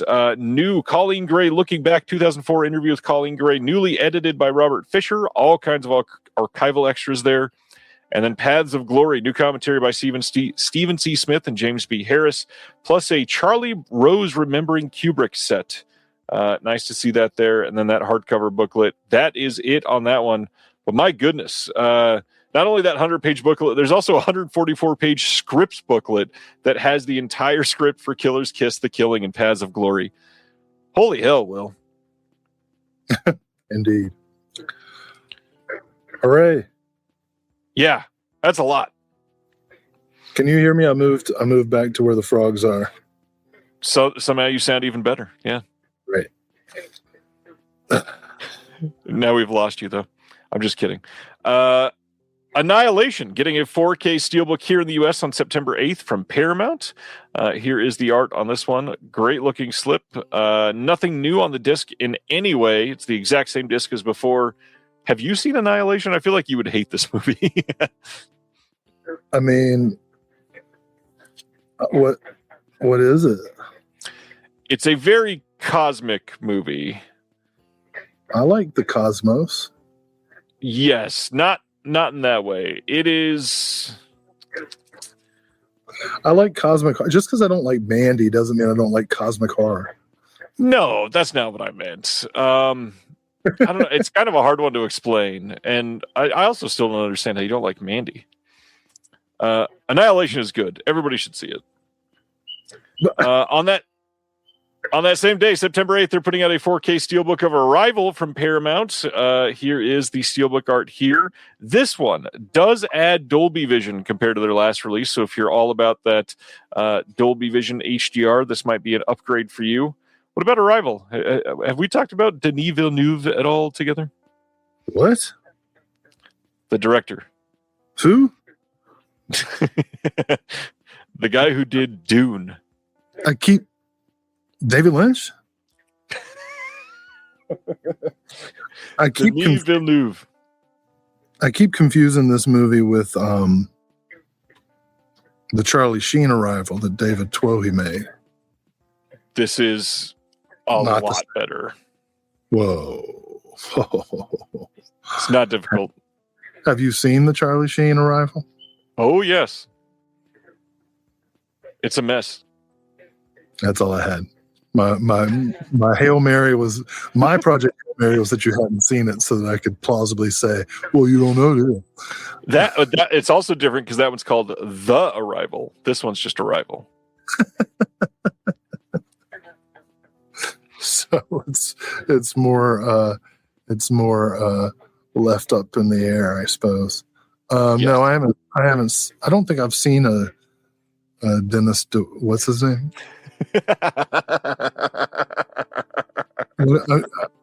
I'm not trying to be disrespectful. I just literally can't remember his name. Denis Villeneuve. Denis Villeneuve. I think you would actually really like Enemy. I think it's his second film. It's got Mr. Nightcrawler himself, Jake Gyllenhaal, in it. Bit of a mindfucky movie. It's pretty great. Don't ask me to like French stuff on the 4th, son. It's the second. You're still okay. I'm even taking a break from the Statue of Liberty this weekend. Now, this one, I'm sure you're a big fan because I know you're into the goth women. August 25th, we get a 4K Steelbook and standard version of Practical Magic from 1988. This has a commentary by the director, Mr. Griffin Dunn, and the producer, Denise Denovi. Sandra Bullock and Alan Silvestri's all in there. We got Casting the Spell and Making Magic featurette. Wait, Denise Denise Denovi. How do you know that it's different? How do you know that it's different? That was really good timing. Do you want to know what's funny? Go back to the slipcase. There are so many bugs crawling around my computer right now that I thought that was a live bug. And I was like, holy shit, that's a big one. I think you're okay. No, seriously, tomorrow morning my computer will literally be bugged. I'm going to have to like extract something from every port. You should have installed McAfee. And not the antivirus, Pat McAfee. He would have stood there and swatted things for you. See the guy that stands up? Yes. That's so weird, dude. Does he have like a back injury or something? That was. You have a talk show and it makes me so uncomfortable. Like every time he's on TV, I'm like, sit down, dude. Like, where are you going? Anyway, I've never seen Practical Magic. I love how you just casually returned to it. Wasn't he like a punter? I think he thinks he was. So he's not even an athlete. Certainly not anymore. September 8th, Paramount also releasing Star Trek First Contact in a 4K steelbook. This is the exact same disc as they had put out before on 4K. Nothing special here. Star Trek. Will's too busy laughing to give thoughts on Star Trek. All right. Oh, well, you got to unmute to be able to talk about this one. August 25th, we're getting a standard 4K of United 93. This is the 20th anniversary edition. There is a closer look at how the filmmakers worked with the families of those on Flight 93 to honor their loved ones. Witnesses 9/11 give insights from air traffic controllers, military personnel, and civilians who observed the events of September 11th. A tribute honoring the passengers and crew of United Flight 93. I sent you a text. Oh no, this isn't the time for this. We shouldn't. Oh. Dude, this was like the worst day. The worst day. Oh, I'm so glad I muted before you said that out loud. Oh God, I'm crying a little bit. I was in Anchorage, Alaska. Wait, were you really in Alaska on 9/11? Yeah, I was in Anchorage. And, it's where all these like headquarters are for oil companies. So all these helicopters were like taking off and landing on these buildings. Shit was getting real. And this person knocked on my hotel door and was like, "Have you seen the news?" And I'm like, "Nah." And I turn on the news. I'm like, "Holy shit." So we're watching that happen. And then the United 93 thing. And it was crazy. I was in Alaska working on a cultural exchange between some Appalachian old-time musicians and artists and some Athabascan Eskimos, indigenous Athabascans, and Inuits and whatnot. And so we're up there and we're like, well, should we continue on with our stuff? And everybody's like, well, yeah, I mean, I guess we need to talk about it. And so they played some music and we talked about imperialism and conquest and all that woke stuff, And we're like, what do you think's going to happen? We were like, nothing good. And and then like everybody's like, man, I wish I hadn't voted for Nader. I feel like we've been here before. All right. So Paul Greengrass, man, is that the Born Identity guy? Yep. Yeah. Handheld camera work. Yep. So let's talk about He-Man. Speaking of the gay agenda. Oh God. So geez, I'm still crying. August 25th, there's a Blu-ray set coming of He-Man and the Masters of the Universe, the complete original series from 83 to 85. Now, Will just straight left. He's not even in the stream anymore. Supposedly, they have fixed all kinds of problems from the original series here. This is, they had wrong aspect ratios. They had wrong intros and credit sequences. They had all kinds of stuff incorrect on this, and that's all now been fixed. And you can get this in a full Blu-ray set. Now, the elements for this are not able to get proper Blu-ray, so this is going to be... Ronnie says the bat got you. This is going to be an upscale of sorts. It will not be AI upscaled, but it will be a little bit better than the DVD versions. But supposedly they look great. The German... You froze with the worst expression on your face for a second. I did? Yep. All right. So, He-Man. So excited about this. It's so funny that we're nostalgic for like the innocent days when cartoons were designed to sell us toys instead of deliver our information into the hands of the government. What I love most of all about this set is that it includes the He-Man She-Ra crossover film, The Secret of the Sword, in which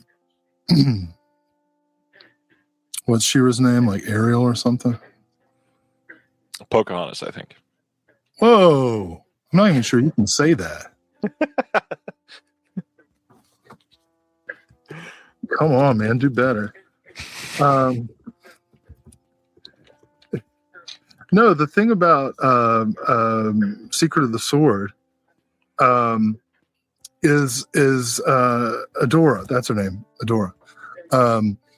She is like on her parallel planet and whatnot, and she's like the head of the SS. She like lives in Nazi Germany, Fantasyland, right? And these rebels, led by the Cupid guy that shoots the bows and arrows and has a heart on his chest, which is like the worst place to put a heart when you're at war, are like leading the resistance, right? And Adora is completely brainwashed into being like, no, the Nazis are good. I'm working for like Hordak. And yeah, I mean, she's kind of dense. Like the name of the army is the Horde, which is not the name of good guys ever. But like she's head of the secret police. She's a Nazi. And then He-Man like gets brought into this parallel universe and he's like, cousin, what is up? You were a Nazi. And she's like, of course, she reacts the same way anybody does when you call them a Nazi. They're like, nuh-uh, you are woke, right? I can't say anything anymore. And but eventually he convinces her like, oh shit, I'm a Nazi, and she joins the resistance and they fight against the Nazis. And that's, I'm not even joking, that's the real plot of The Secret of the Sword. It's kind of awesome. That was a lot. It's about the French resistance, except they win because He-Man helped them. And then you're talking about the good guys being called the Horde because they never are. All I can think about is like if the modern Peace Corps was like, this is our new battalion called the Wrath. Right, exactly. Which reminds me of a funny story to tell you a little bit later. I know, and I just want to throw out there, I know some people get really mad when I talk about politics. Get over it. It's cool. I'm not saying anything radical. But anyway, I also love He-Man and the Masters of the Universe because it really helped me get comfortable with like different kinds of masculinity. You know what I mean? You have man at arms, you have He-Man, you have man E-Faces, you got Beast Man, you got Ram Man, and on and on and on. So it taught me a lot growing up. Well, let's get semi-serious again for a moment. One of our commenters says he was working at Family Guy on 9/11. Seth MacFarlane was supposed to be on the plane that crashed, and Seth overslept, and for several hours they thought he was dead. And then hours later, he called the producer, and she told him he had no idea it was crazy. Wow. I had heard that reported, but I'd never heard anybody close to it. That's crazy. That reminds me of that great episode of Curb Your Enthusiasm about the guy who's like, my father died on 9/11. He just had a heart attack. But he's like, no, that's great. Oh, God. Yeah. All right, then. Did you see the movie? I did not. I have zero desire to see anything related to this franchise. I kind of want to go. It's still like barely hanging on at the theater. So I think when I get home, I might like, cause it's like back home, it's like 105 degrees during the day. So I think I'll just go see anything. Go double feature that and Supergirl. There you go.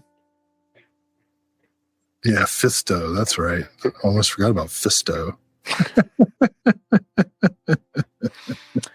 Hey, we talked about this one earlier. We finally got some details. July 14th, meaning literally in just a couple of weeks, we are getting a 4K and Blu-ray dual format release and a regular Blu-ray and then a DVD of Obsession from this year.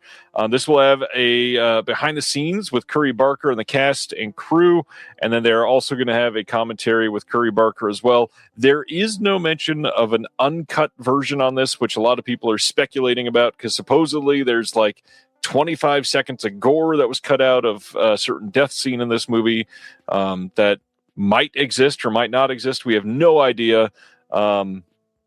Yeah, Obsession. I wish everyone would buy my 4K. No. Okay.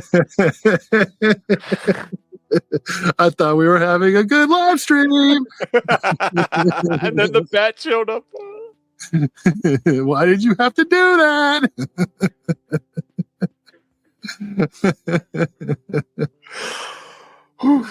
All right. Umbrella had their first announcements in a little while. We've got October releases now.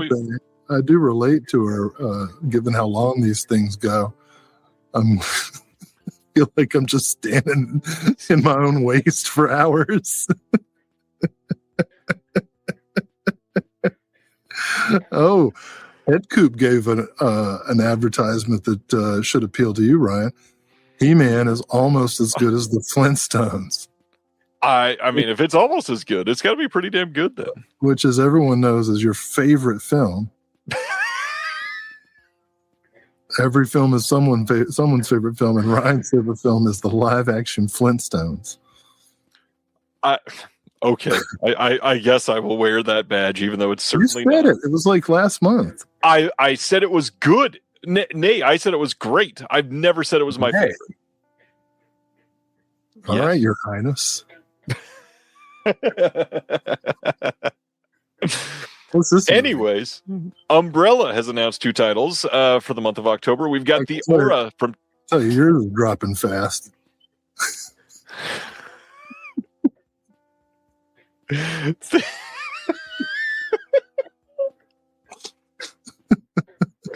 Man, you are by far your biggest fan.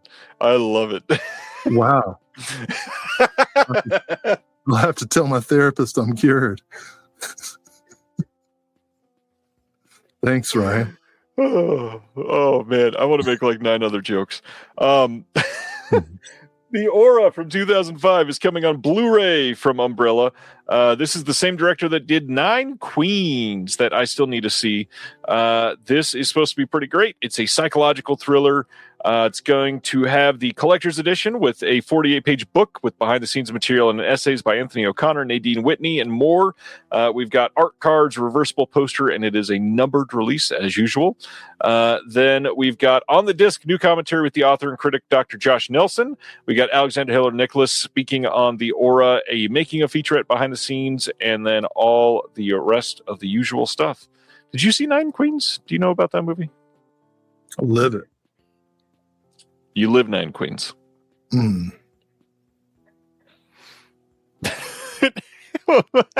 Coop, what the hell? Oh, that's amazing. I've seen it, Head Coop. It says Dino was here. It says Bam Bam. Oh, that was better.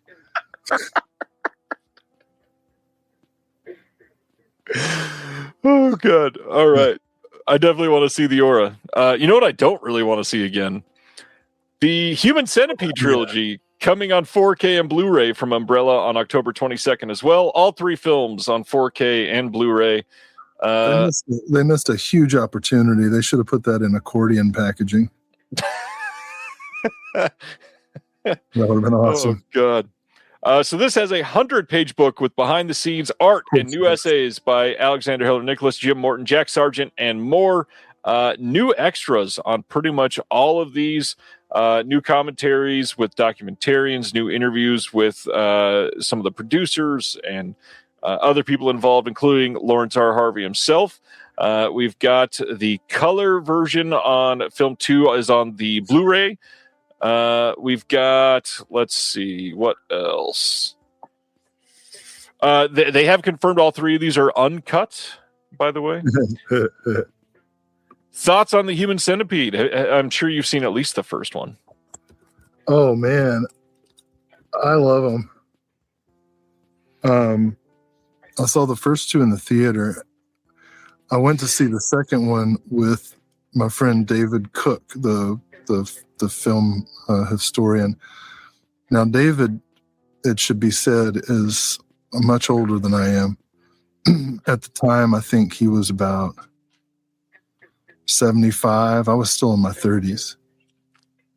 So maybe he was closer to 7. But anyway, there was definitely, and we went together.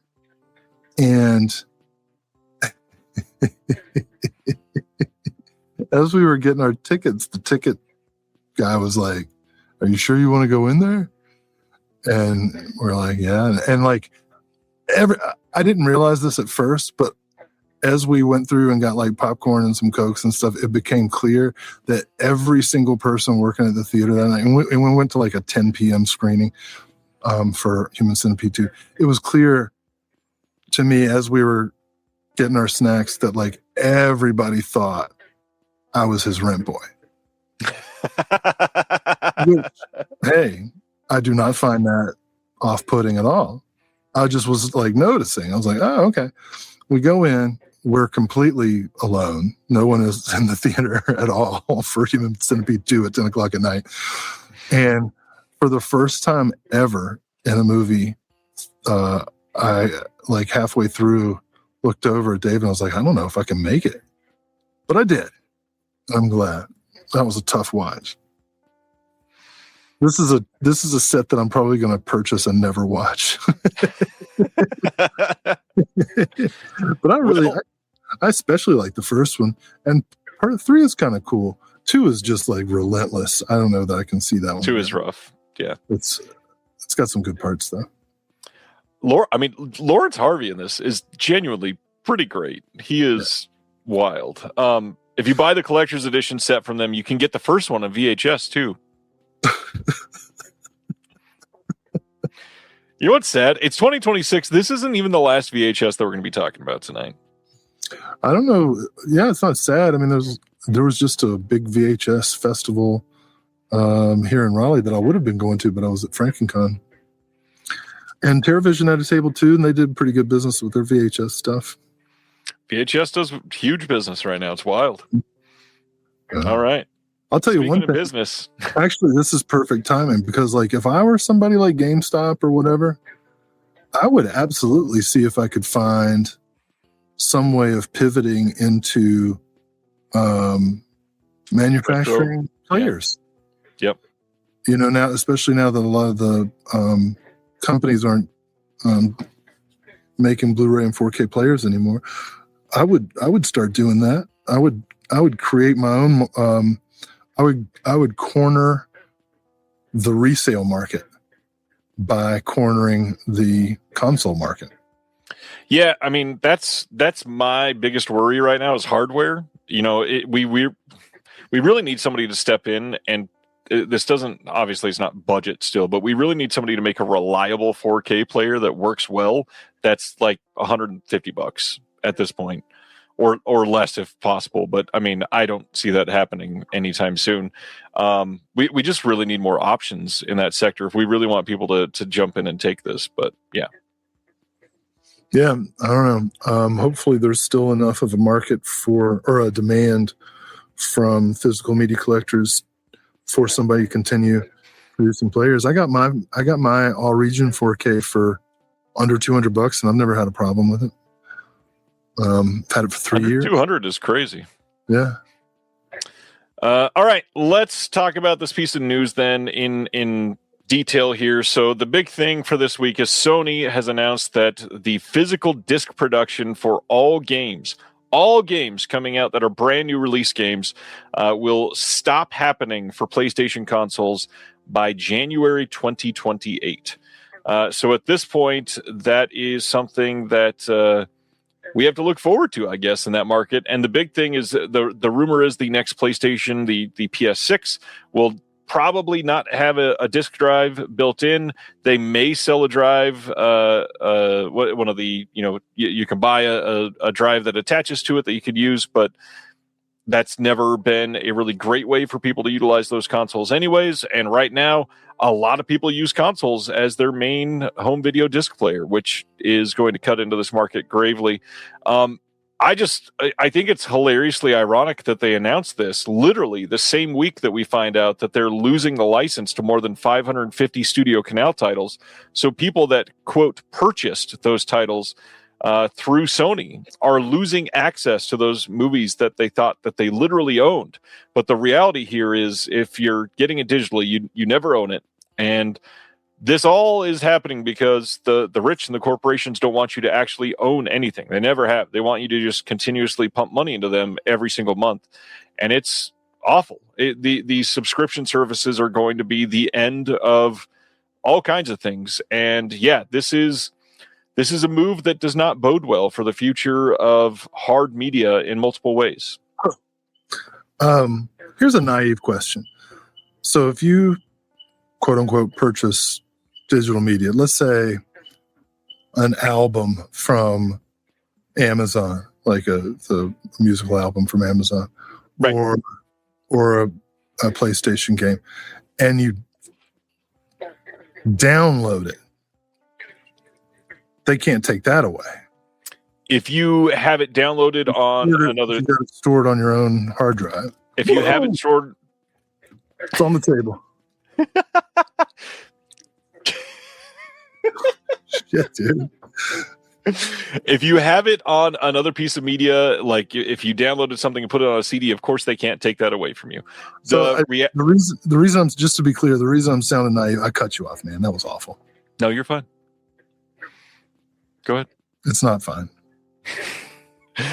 All I'm getting at with that is they cannot take the disc from you, but there are ways, like if you go to use their players and you still have it on your hard drive, there's ways that they can trigger that so that it doesn't work, and lots of that. So that's what I'm asking. Like, if there's some kind of encryption shit or something, because I download everything and put it onto multiple hard drives, and like I worry I just did it to you too. It's okay. It's not. That's the hardest part for all of us to, I mean, not to make a joke after talking about Human Centipede, but that's the hard part to swallow right now, is they want us to leave physical media and go to digital on hard drives, but the cost of hard drives are higher than they've ever been. As somebody that's working in digital media right now, to put stuff on a hard drive, to transfer data all over the world right now, is the most expensive it's literally ever been. Stuff that I bought for a solid state drive a year and a half ago that was not even like massive, but like fairly relatively small, is now literally 5 times that cost for the exact same product, because the chips, because the fucking AI data farms that is ruining all of this. Have you looked at those lately at all, Will? Have you had a reason to look at a hard drive recently? No, I've got like 10 like 4 terabyte hard drives, so I haven't quite filled them up yet. But like I did notice the stories about how like Apple had doubled the price of all laptops, and all the hard drives and batteries were going up in price and everything, just as everything's about to collapse. But anyway, on to the OCNs. I don't think it's OCNs yet, but yeah, this is not small news. This is big news. Holy shit! This handle is so stupid. Just like hurt my soul with that shopping list. Holy cow! Was able to get a 5 terabyte external for fairly cheap, but a 2 terabyte mini SD card cost me $575. There's I think it was a SSD. I don't remember the size of it. It was maybe 8 or 10 terabytes, something like that. Like a year and a half, 2 years ago, it was literally like $250, $300, and now it's like $1,500, literally. Yeah. I mean, where are you going to store your pornographic videos? You know? Yeah, same place we all do, between the mattresses. We need oh man, you remember though? It's so funny that I remember the first bit of smut I ever saw was like a Cherry magazine that some guy was like, "Hey man, I got a Cherry magazine. I'm gonna hide it in the brush pile. We'll share it." Brush pile behind everybody's houses, you know. Everybody got a brush pile. And now, oh my god. Now, instead of going to the brush pile, I just subscribe to my neighbor's OnlyFans, you know. Right. Hey, Sandra, looking good. Craig says, even a spinning disk 20 terabyte drive, I fill them pretty quickly. $250 last year, $815 today. No way. Yeah. Boy. Well, won't be long, man. It's not going to be lenticular slipcovers we're paying for. It's going to be, we're going to see costs going up to offset the production, the restoration costs. Anyway. All of it. Ain't that the truth? Yeah, it's rough. Well, let's leave that behind and talk about Full Moon having their sale right now. Hey, here's one thing we can guarantee, that Full Moon will never pay too much for their restorations.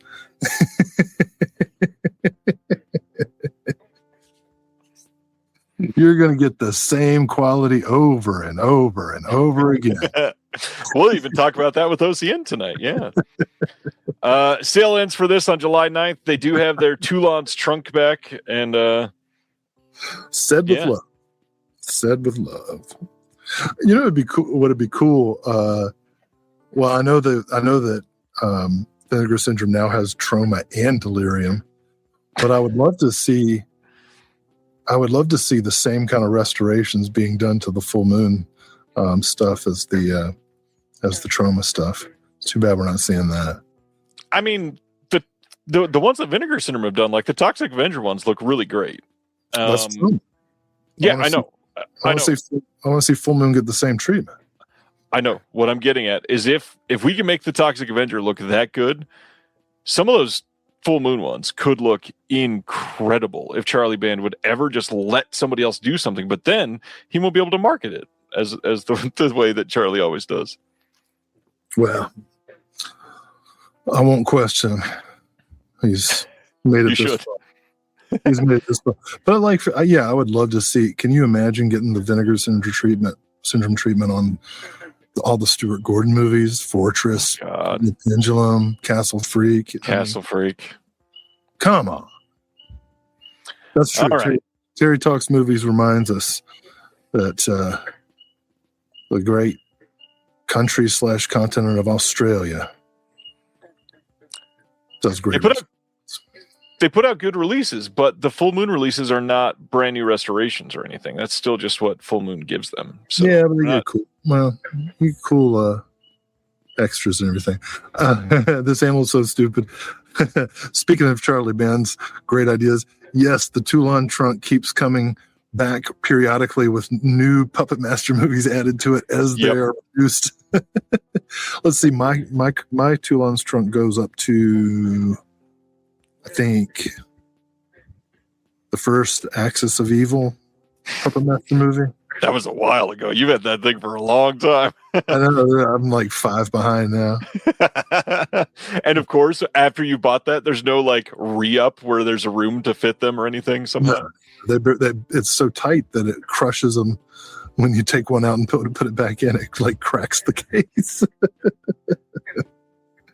There's a lot of wild phrasing there. All right. Speaking of sales, Arrow Video has launched their sale, and I mean, I don't know what to say here. What's odd is the Arrow sales don't even feel much like sales anymore compared to what they used to. Prices are okay-ish, but yeah. If you're in the U.S., go ahead. They're like Criterion prices, right? You're getting 4Ks for $25 and Blu-rays for $20 or $19.99. Some of them, yeah. But then you got the if you are waiting on these and all that, keep in mind there likely will be an Arrow sale at Barnes & Noble in August as well. There usually is. Not a guarantee, but that's usually when it happens. And even with this Jackie Chan set coming out in July, that could be on sale theoretically in August at Barnes & Noble as well. Yeah, all right. Definitely keep my eye on Salem's Lot and Red Sonja and Soylent Green for sure. Kind of surprised you don't have Salem's Lot yet. I don't have the 4K yet. It's too expensive. September 8th, we are getting an Amazon exclusive limited edition Blu-ray collection of Star Trek: the original series 60th anniversary. This is a gift set, and instead of doing anything at all to change the discs, no new extras, no new restoration work or anything like that, they went in with everything else that collectors are dying to get. 9 lobby cards that, when you combine them all together, make a solid black art banner that says Star Trek 60 on it, and then also an exclusive 4-inch tiny vinyl with the original theme for all 3 seasons and classic sound effects from the show. What? And they're charging like $120 or $130 for the set. And that's all you get extra is 9 art cards and a 4-inch vinyl record. This is the Ryan I know and love. Railing against those Shout Factory exclusives. What are these lobby card bullshit? It's the exact same box set that you can already get for $60. So they're telling you that 9 lobby cards and a 4-inch vinyl record cost us $70 or whatever. Are you kidding? The 4-inch has but the B side of the 4-inch is a cover of the Star Trek theme by the Dwarves.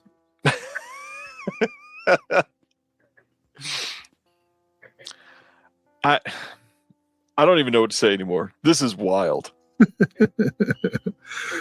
If you get the 7-inch, it's performed by They Might Be Giants.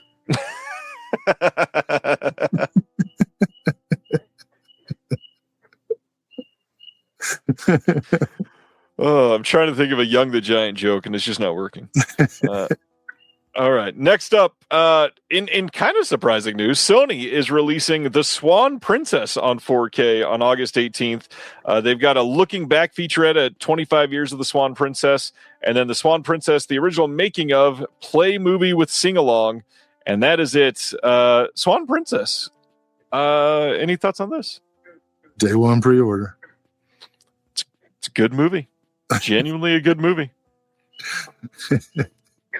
Every time I see The Swan Princess, do you know what pops into my head is Adam Sandler going, "Stop looking at me, Swan." And then I get mad at how much Adam Sandler is in my head. Swan Princess, genuinely love the movie. This is going to look great in 4K. I do want this. This is a movie I don't have on any home video. Oh yeah, this is a good movie. It's basically a ripoff of The Little Mermaid, but it's really well made. I love this era of like anti-Disney. That's why I love all the Don Bluth stuff. This isn't Don Bluth, but it's very like Disney adjacent, really well made. Still great hand-drawn animation. Good movie. Yeah. Yeah. I try to avoid patriarchal narratives from a child, but that's not what I've heard. What? I don't know. It was funny. All right. Now let's get into OCN. Other than the complete works of Severin. Oh, come on. There's nothing patriarchal about, let me look, Overboard.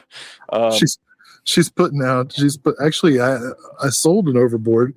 I had the great pleasure of meeting the artist known as Hag Occult. Are you familiar with Hag Occult?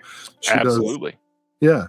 And she saw my remaining copy of Overboard and was like, "Oh my God, Overboard." And she posed for a social media picture holding up the Overboard.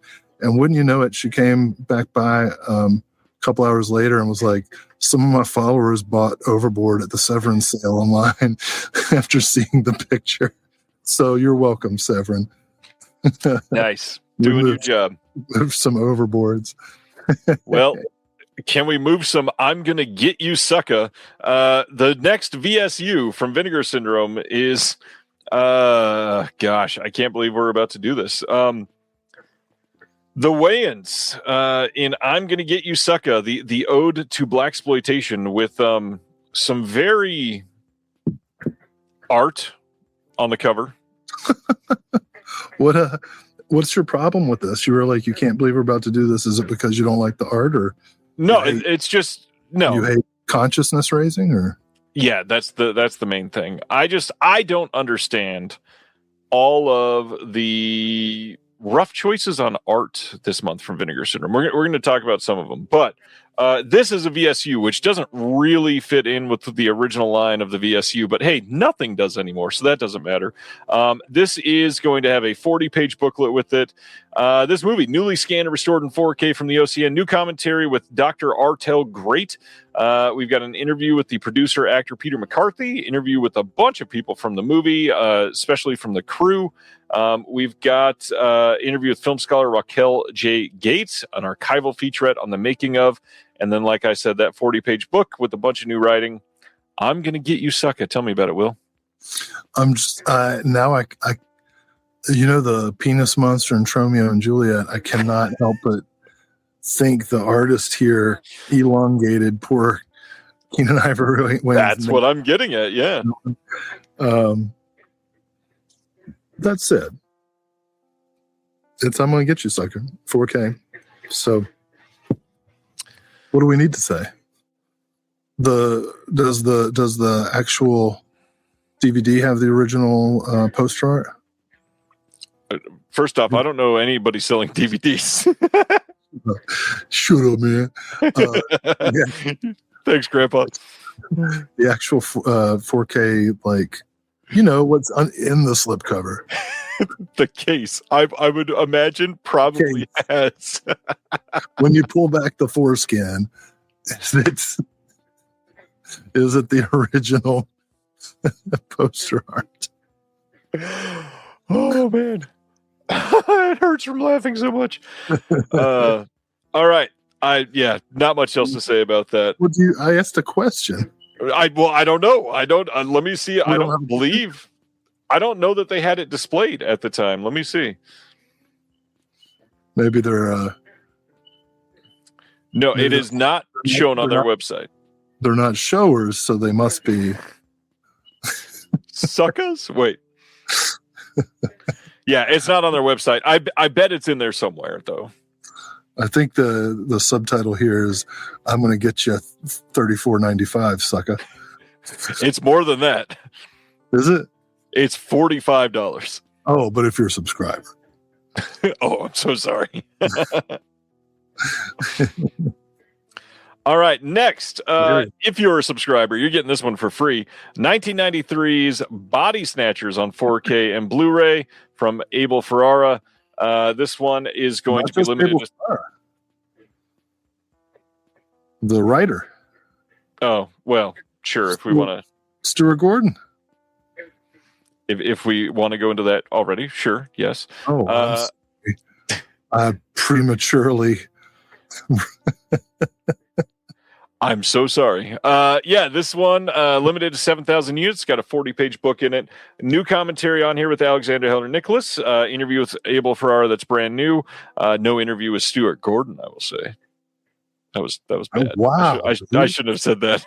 Jeez.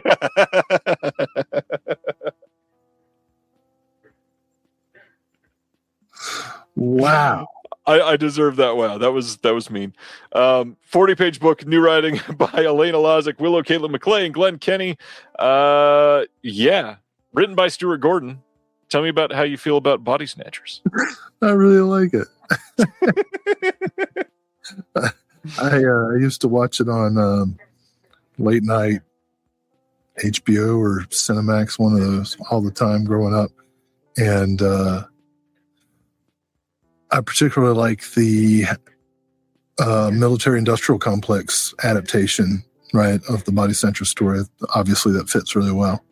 And, I always thought it was strange that Abel Ferrara directed this, but in hindsight, it makes sense. Like, if you're going to get Abel Ferrara to do kind of a low-budget studio-type movie, Body Snatchers, yeah, that fits. Now, I gotta say too, Larry Cohen also gets a screen story credit on this one. That's right. I forgot about that. Yeah. How do you feel this stacks up with the other adaptations of this? Well, it's much lower budget than the Philip Kaufman version, and very limited in its like locations for budgetary reasons, of course. I mean, it looks like a Stuart Gordon movie in many ways. Yeah. So I don't know that I would really compare it. It's not even. I think it fits in the same universe as the Philip Kaufman one. I don't think they're bad in any way. I think all three are pretty great, actually, just very different. Huh. This one kind of gets forgotten or thrown to the side, but I think all three are genuinely worth a great watch. Yeah, I'm excited about this one. I still haven't seen the Nicole Kidman version. Oh, the invasion, yeah. I dare say I probably prefer Abel Ferrara. I haven't seen it, but I would imagine I would as well. Next up is Night School from 1981, getting a 4K and Blu-ray release from them as well. If you're a subscriber, you're getting this one. This is limited to 6,000 units, and this is newly scanned and restored in 4K from the OCN. New commentary with the associate producer Leon Williams, the stuntman Jeffrey Levitt, and the film historian Brian Thomas Norton. Another new commentary by the DP Mark Urban and the film historian Brian Thomas Norton. Some interviews that were brand new for this, and Night School, 1981. Have you seen this? I never did see this. So this is exciting. I don't think I have seen this one either. No, definitely not. I need to. Rachel Ward in this one. RFE, good call. So that is Vinegar Syndrome so far. Now we've also got from them Lady in White on 4K and Blu-ray. This is a big one. We knew this was coming. This is one that they'd announced earlier this year, and then it got sort of delayed. It was supposed to be out before halfway, but now here it is. This is limited to 8,000 units for the slipcover. You got a 40-page book with this one. And then newly scanned and restored in 4K, we've got three different versions. The 126-minute pre-release director's cut on 4K. You've got the 118-minute extended home video cut on Blu-ray, and then the 113-minute theatrical cut also on Blu-ray. So only one version on 4K, and it's only that pre-release director's cut. You get a new commentary with lots of people from the film, new commentary with a few people, moderated by Scott Niemeyer for the extended home video cut, new commentary with Emma Westwood and Stephen A. Russell for the extended home video cut, a bunch of new interviews, a location featurette, hosted by the owner of Fright Rags. You get a visual commentary for the pre-release director's cut with Lalagia, Haas, Jacoby, and Carew, 40-page book with new writing by a whole bunch of people, including Heidi Honeycutt, friend of the show. Lady in White. How do you feel about Lady in White? Oh, another friend of the show. When I interviewed Tiffany Shepis about her career several months ago, we got into some of the films that influenced her, and she went on about how Lady in White was one of her all-time favorites. Like, this is a great movie. Yeah. So I haven't seen it since the VHS days, so I'm kind of stoked to get a chance now that it's fresh in my mind from talking to her to see it again. Genuinely great movie. That's Sibner's best joke of the night so far, I think. Slipcover looks like, that's funny. Are we almost done? I'm tired, man. Let's go. No, we're not. Not even close.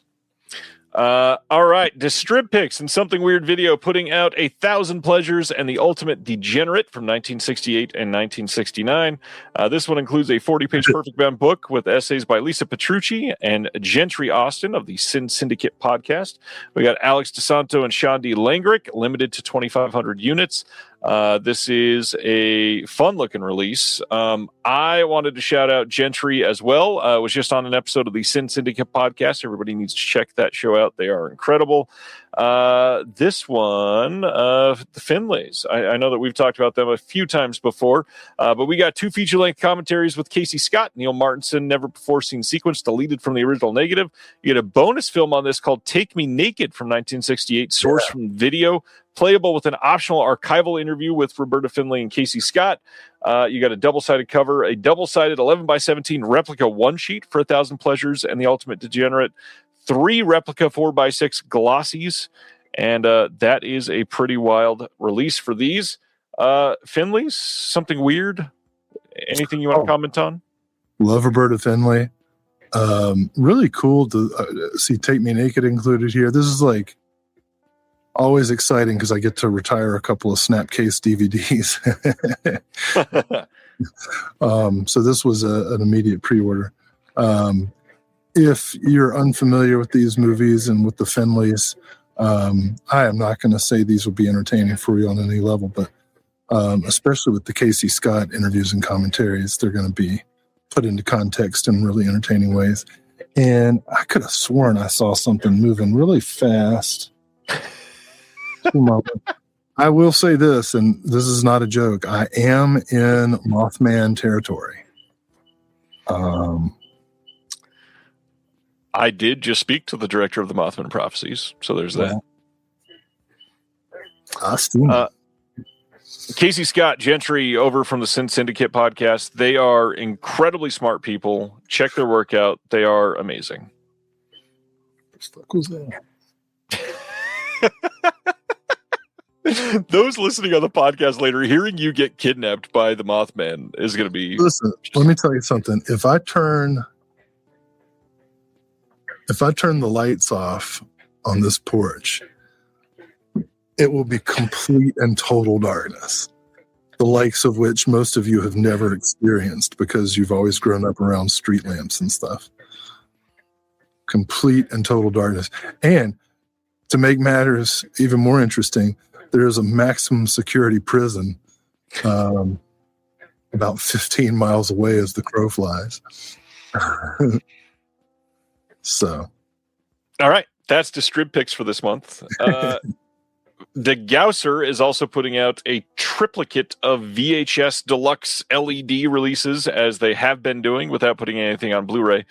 They got Thriller, A Cruel Picture, Sergeant Kabuki Man, NYPD, and then Rats, all coming on VHS this month if you want it. And yet again, not the last of the VHS releases that we're going to be talking about. Crazy, man. All right, so those are the VHS from DeGausser. And then merch-wise, they got a Vinegar Syndrome Camp Cup, Vinegar Syndrome No Sleep Till shirt, Vinegar Syndrome No Sleep Till sticker, Vinegar Syndrome baseball cap, Vinegar Syndrome Classics Black Flag film strip shirt. They've got the film reel shirt from 16 millimeter, and then they've got this wild-looking Fallen Swine screen print that they're doing. Night, Ronnie. See ya, Ronnie. Condolences about Jaylen Brown. Oh, man. Sad day. All right. That is it for the merch. Now we can get into the partner labels. So first up from Dark Star Pictures is Positions from 2025. This one is directed by Brandon Daly. We've got a director's commentary at the premiere featurette and a making of. Had never heard of this one before. I should have probably watched the trailer for this. I skipped this one basically entirely. Did you look at the trailer for this? It's a good double feature with either the Ultimate Degenerate or the Human Centipede, depending on where you're headed. Check out Dark Star Pictures for Positions. Following that up with Death Cycle from Dark Star. Yeah, this is a great looking slipcover. And then here is the backside of that one. Oh my God. So this is from 2025, directed by Gabriel Carrere. Director's commentary, behind the scenes featurette. You've got a making of effects, script to screen featurette, and a trailer. This one says, after the death of her sister, a woman is visited by a man looking to solve a series of murders by a motorcycle maniac. As their shared fear grows, the killer's rampage continues, leaving them both questioning who the real monster is. It's the motorcycle killer. I mean, it's got to be. I don't want to spoil it or anything, but this is a pretty good slipcover art, I gotta admit. It makes me want to see this movie, although it's probably nowhere near as good as this art. I mean, it's good in the sense that it's funny. I don't know that I consider it display art that I'm gonna like. No, not at all. Not even a little bit. But when you compare it to some of these others. I get it. This one's pretty good too, but I will say I don't love this movie. So Shudder is releasing Abraham's Boys, a Dracula story from last year. This one is done by Suspiria Vilches, who's a great artist. Absolutely love her work normally. This one, pretty great. This is got an audio comment. Oh, sorry, this is in 4K and Blu-ray. This has an audio commentary with the writer, director, the cinematographer, the editor, and the producer. Video introduction to the film by Joe Hill. Booklet with new writing by film programmer and journalist Heidi Honeycutt. And I got to admit, like I said, I hated this movie. I don't think you got to see this one, right? Well, I know that I am one of them, and so are you.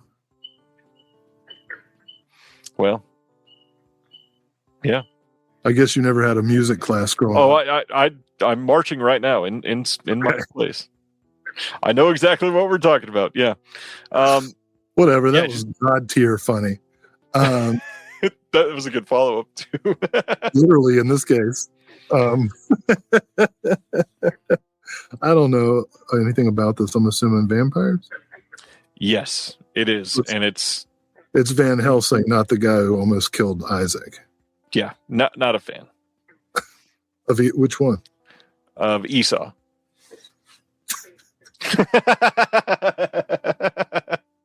Hey, could be worse, man. You could be anus. Oh, Christianity. All right. Next, Shudder releasing The Demon Disorder from 2024. This one says when their youngest brother is believed to be demonically possessed, two estranged brothers reunite to confront a dreadful family secret. Know nothing about this one. Directed by Stephen Boyle. Commentary with the director Stephen Boyle behind the scenes of The Demon Disorder. Creaturette, making of the creature effects, and a booklet with new writing by Mary Beth McAndrews. You watch a lot of Shudder stuff. Have you seen this one? I don't actually watch a lot of Shudder stuff. I've been like thinking about the fact that I don't watch enough Shudder stuff, and I'm like, how is that possible?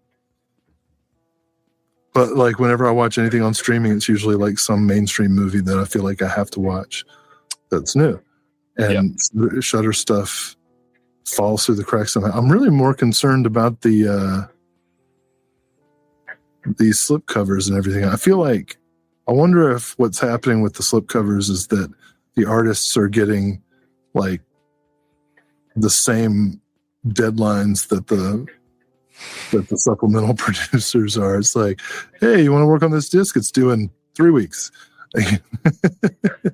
Which, by the way, just happened to us. So that is very much a common thing. Never Deaf Crocodile. They give long lead times, which we completely squander.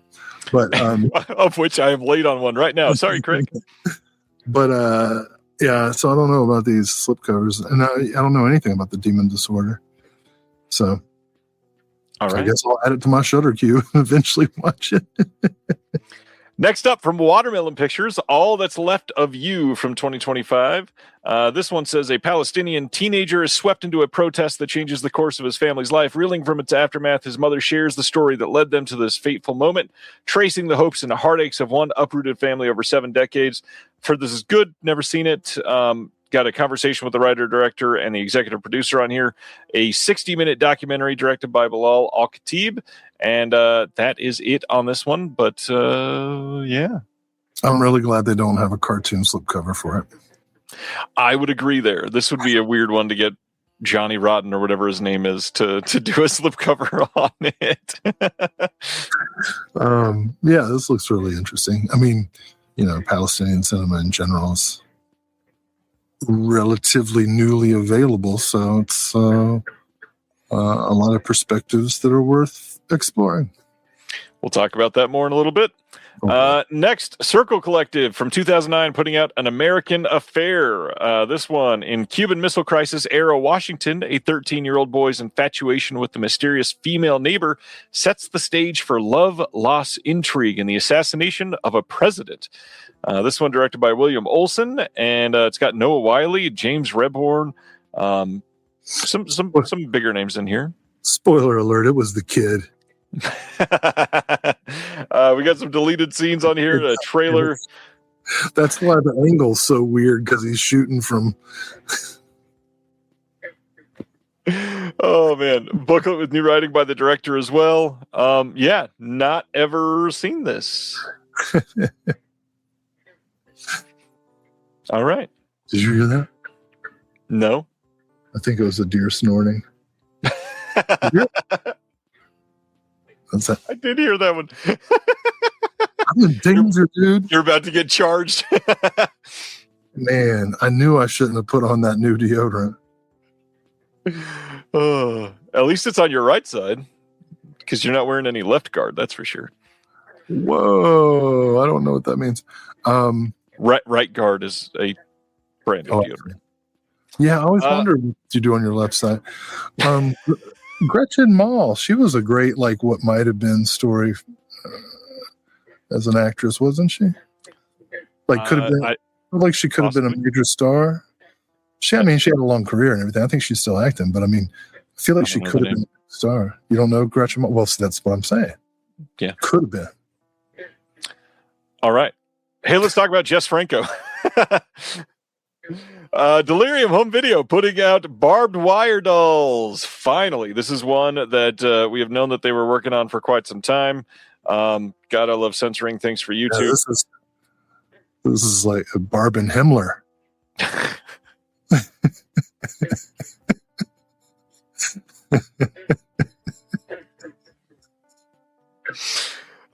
This one, directed by Jess Franco, starring Lena Romay. We get a commentary by Dennis Daniel, interview with director Peter Strickland on the films of Jess Franco.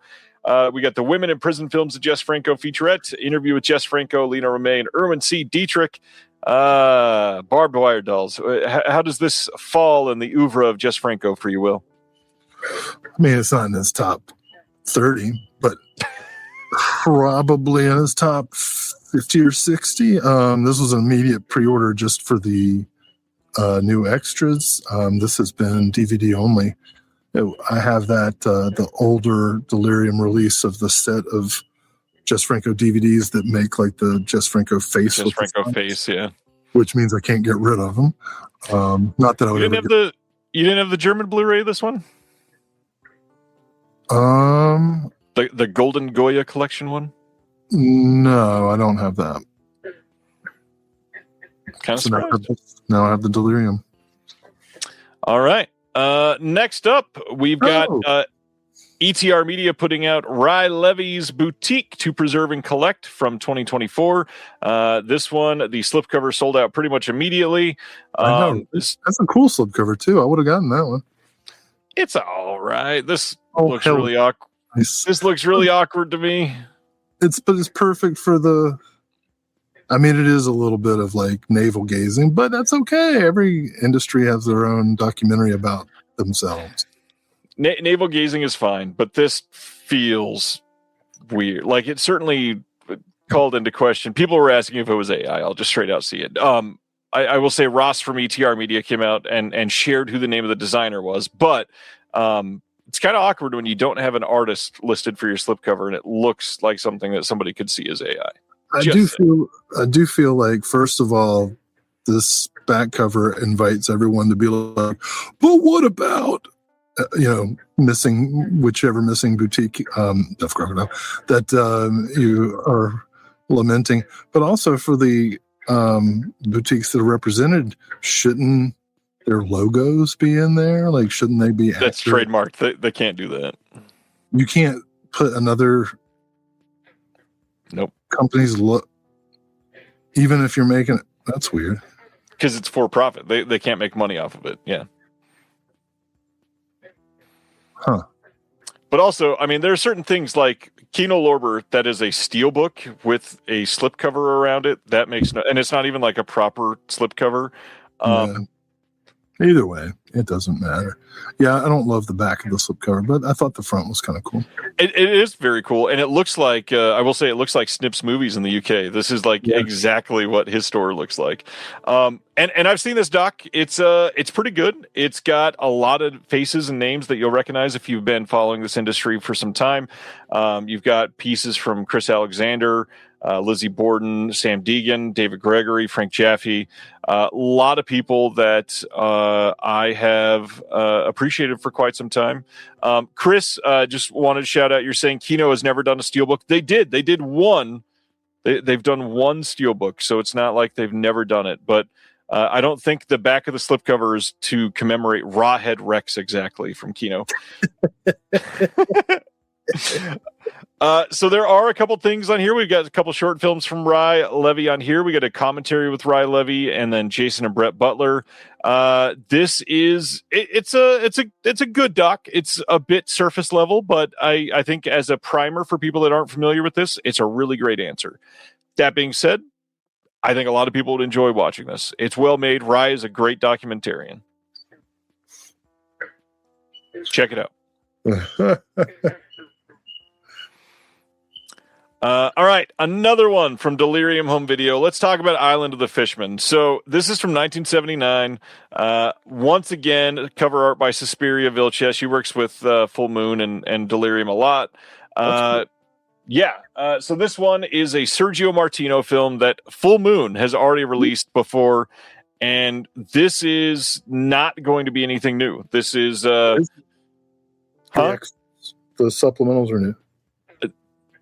Nothing new as far as the film itself. There is a commentary by Rob Kelly, new interview with Sergio Martino and Antonello Galeng. However, the big thing is this doesn't have the original cut of this, the other cut that the New World Pictures cut of this that is vastly superior compared to most people. Wow. I wish I was home so I could show off my media book edition from wherever I got it from. I'm probably going to get this. I do like the Suspiria art on the front here, but man, this is rough. Yeah, no, they're just re-releasing Full Moon stuff, which was already re-releases of previous Full Moon releases. But the previous Full Moon release doesn't have the commentary, is what I'm saying. I get it, but that's just classic Richard Band or Charlie Band stuff, where it's just like, hey, we put out a. Yeah, I'm sorry. Oh, Brooke, no band slander. Anyways, that's the Island of the Fishmen. Next, Castration Movie Anthology number 2, The Best of Both Worlds from Muscle Distribution is out now. Another one where the slipcover pretty much sold out immediately. Castration Movie has been a big movement and has taken off, quite popular now. This one, 5 hours combined of the film here. You got 2 Region A Blu-rays. You got a commentary with Louise Weird and a bunch of the filmmakers associated with this. Another commentary as well. You got a third commentary with the producers and Louise again. You got short ends from this, which is a compilation of some of the making of that they were working on, some of the short stuff that they had comprised. There is a world tour anthology, The Best of Both, and then a question and comment. Do you want a music video? And some more. Booklet with essays by Logan Ashley Kisner and the star Lex Walton. Have you checked out anything on Muscle yet or know anything about the Castration Movie? I have not yet, but I shall. Check it out. I feel like if I don't, I'm like a bad guy. Because you're not an ally? Is that what you're getting at? I guess so. And with the slipcovers gone, it kind of seems literal. Touche. Next up, Dark Sky Films putting out Citizen Sleuth from last year. This is a limited to 500 slipcover, which they've done a lot of this month.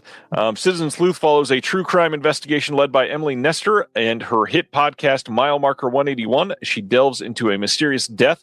As her audience grows into the millions, Emily's search leads her to uncover a new truth. The film chronicles the rise and fall of an Appalachian podcaster in the age of new media. I know. I kind of feel like I'm making an episode right now. We get a commentary with the director and the editor on this, and a trailer, but that is it. Are you checking this out for the Appalachia of it all? Yeah, I'm gonna watch this on Tubi first, and then make my decision on a purchase. Yep, sounds good. All right. Next is Dead Pigs. This is the first of some film movement releases that we're going to cover, just like every month. This one is the fate of an unlucky pig farmer, a feisty homeowner defending her property, a love-struck busboy, a disenchanted rich girl, and an American expat pursuing the Chinese dream converge and collide as thousands of dead pigs are found floating down the Huangpu River towards a modernizing Shanghai in Kathy Ann's Birds of Prey debut feature. So this is going to have a commentary with the director, behind-the-scenes footage, booklet with an essay by Ella Kemp, and that is it. I liked Birds of Prey. This sounds great. It does. I'm all in for this. All right. Our next one from Film Movement is Jailbreak from 2017. This one directed by Jimmy Henderson. You've got bloopers, deleted scenes, making of, the original soundtrack, music video, production diary, booklet with new writing by Pierce Conran. Jailbreak. Any thoughts? Oh, this was a blind buy, immediate purchase, day one.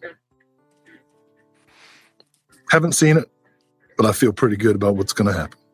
Film Movement. They do some really great movies, that's for sure. I can't recall being disappointed by either Film Movement or Film Movement Classics. I would agree. I can't think of a single time. You sound surprised. Why should you be? No, I'm not. I just have not reflected on that at this point, basically. You know why? Because they keep moving. No time to reflect. Just enjoy and move on to the next one. Moving on to the next one. Another Film Movement title, Peaches Goes Bananas from 2024. Maybe the oddest censoring I've had to do on the back of a slip ever. This one says, for 17 years, director Marie Lozier has followed the trailblazing, provocative, and taboo-shattering career of artist and musician Peaches. From her early life to her ascent towards becoming a queer feminist icon, her story is one that has defied expectations and exemplified fearless exploration and rebellion. This is going to have on here an interview with the director, a booklet with new writing from Peyton McCarthy-Seamus. Did you check this one out? When I saw the slipcover, I kept thinking to myself, man, I would love to see Peaches with the Dead Milkmen opening. That would be awesome. As it is, I saw Peaches before she got kind of famous, when she was still like jumping in the audience and riding on people's shoulders going, sucking on my titties like you wanted me. I just did the Southern version of it. Amazing. The scientific term is teat. Thanks for that. We had no idea. Next up, IFC Films putting out Descendant from 2025. This one is starring Ross Marquand. Worked next to him at a con. Walking Dead. Oh, the handless guy. He does cons all the time. I'm sure he's been at least one or three that you've been at. No, dude, I would have seen him. You're like, look, you got your hand back. This says, while preparing for the birth of his first child, Sean, a school security guard, is haunted by childhood trauma. After a beam of light appears in the sky during a late-night shift, Sean wakes up in the hospital with an inexplicable talent for vivid, unsettling drawings of extraterrestrials and desert landscapes. As his visions blur the line between dreams and reality, Sean's grip on sanity unravels. With time running out, he must confront his fears to escape his family's tragic legacy. Got an audio commentary with the writer-director on here, the DP, and one of the actresses. Another audio commentary with the producers, Benson and Moorhead, and then a couple other producers with them as well. Got a booklet with new writing by the film critic Katie Reif, and this one sounds pretty damn interesting, and Ross Marquand's pretty good. Yeah. I thought about becoming a security guard one time, and then I was like, I don't know if I want a job where I am hoping to God I'm bored every night. You know what I mean? Yeah. Like, if anything at all happens, it's bad. Like I've never thought of it like that, but yeah. Best case scenario, you are stultifyingly bored every night and just go home being like, God, this sucks. But then like something happens and you're like, wow, I guess I was wrong. It's a lot worse than philosophical, especially a school security guard. So perfect scenario for a horror movie. I will check this out. Sounds good. Next, Club Super 8 putting out 2 titles this month. The first one, Fantasy of the Deer Warrior from 1961. Here is the interesting slipcover art on this one. This one says the peaceful animals of a Taiwanese forest live in harmony until a pack of wolves launches a brutal attack. Uncle Deer sacrifices himself defending the community and sends word to his son, the Deer Warrior. But the Deer Warrior is locked in a rivalry with Elk over the affections of the beautiful Miss Deer, a conflict stoked by the scheming erotic fox who conspires with the wolves' leader. And I feel like I just had a stroke reading that. This one is region free. It's got a deer in the ruins of paradise on the Fantasy of the Deer Warrior essay, photo, and poster gallery. Audio commentary with Patrick Von Schakowsky from Cult Picks. Shi Ching Su, who is the director, writer, producer of Left-Handed Girl, which was produced by Sean Baker last year. There's a video essay by Adrian Smith on this as well. Yeah, this sounds interesting, although I will say not exactly thrilled with what we heard about Club Super 8 working with AI over the last month, so this was a little less exciting. Yeah, they are working on creating basically adult films using AI for a different experience. Yeah, I'm not saying this release has AI. I'm just saying a company willing to do that. Not one I love, but I prefer my performers' dead eyes to be natural. Right? I also feel like this movie is happening all around me right now. Was that Miss Deer snorting at you earlier? Yeah. All right. The other Club Super 8 title for this month is My Troubles with Comics from 2025. This one says it's a Swedish live-action comedy filled with dark humor and vulgar dialogue. That was kind of enough for me to at least be interested there. This film has an autobiographical basis and tells the story of how Simon begins a career as a stand-up comedian, but after a series of scandals and unexpected events, is forced to return to his background as a comics artist. It takes place in an environment dominated by cartoonists, shady comic book collectors, and editors, but also within the world of stand-up comedy. This one is region free, has a full music video called Baby Dance, has some deleted scenes, bloopers, censored and uncensored trailer, and that's it. I'm trying to imagine vulgar Swedish dialogue. You should go and fuck yourself. Do you hear what I am saying? You fuck. God. You motherfucker. My goodness. TV Kane says extra ick about the AI adult content that says it was using magazines where I don't think the people in them consented to being turned into adult videos. They found my brush pile. They found your brush pile and digitized it to make content out of it. They found my neighbor Travis's Cherry magazine from 1992. Yeah, not a great look on the AI stuff at all. Wow. Yeah. Don't get it. Next up, Saturn's Core, who we mentioned earlier, is putting out Flesh Eaters from Outer Space from 1989. This is a this photo from the back of the slip is a picture that has made its way around the internet quite some times. That's slip cover. That's how you do it. So many people have never known what this is actually from. Well, now you know, from Flesh Eaters from Outer Space. Duh. So I tell you what, I have never been disappointed with a Saturn's Core slipcover. Way to go. I agree. This says it's a mind-shattering analog splatterfest that blissfully unfolds amidst the late 80s shopping malls, rock clubs, and shorelines of Ocean and Monmouth County, New Jersey. Flesh Eaters from Outer Space, a.k.a. A Taste for Flesh and Blood, marked the headbanging SOV feature debut of legendary Neptune, New Jersey-based writer-director Warden F. Disbrow, who also did Invasion for Flesh and Blood and Scarlet Moon. This is a new transfer from the 3/4-inch Video Master. We got a bunch of commentaries, new 2026 interview, extended 120-minute VHS cut, archival interviews, Super 8mm short from 1981, visual essay by Heather Drain. You get a booklet on here with writing by Heather Drain and a bunch of other writers.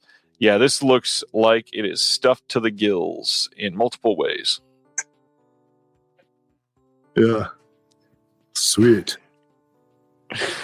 Next up, The Frontier is out on Blu-ray now from Decanalog. This is from 2015.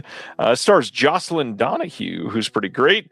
You get a commentary on here with the director Oren Shai and the co-writer Webb Wilcoxon, moderated by Elric Kane. You got interviews with the actors Jocelyn Donahue, AJ Bowen, and Jim Beaver. 8mm behind-the-scenes footage by Elric Kane as well. Interviews with a handful of people associated with this. Essay by David N. Meyer, and yeah, very interested in this one for sure. Like the slip, like the sound of the movie. I don't understand the sentence on the back cover. That's just There's only one way out of a 4-way split. It's literally walking down the middle, right? Death, I guess. I don't even know what that is. What's a 4-way split? That's just like being fair. Yeah. Is that like being drawn and quartered? I'm not sure. Or is that like a cheerleader move? What is that? What is a 4-way split? That's not like poker. What is that? Is that a you get that at a malt shop? I love this deep dive. There's only one way out of a 4-way split. All right. Yeah. Just like Chris is saying on Facebook, this did have a Kino Lorber release at one point, but that is long out of print. And here it is now on Blu-ray from Decanalog. Head to the frontier. Next up, Good Manners from 2017, getting a Blu-ray from Icarus Films. This one is, let's see, set in Sao Paulo. The film follows Clara, a lonely nurse from the outskirts of the city who is hired by mysterious and wealthy Anna to be the nanny of her soon-to-be born child. Against all odds, the two women develop a strong bond, but a fateful night marked by a full moon changes their plans. This is Region A locked. Got a commentary from Sheila Rowan Legg and Carolyn Morichet.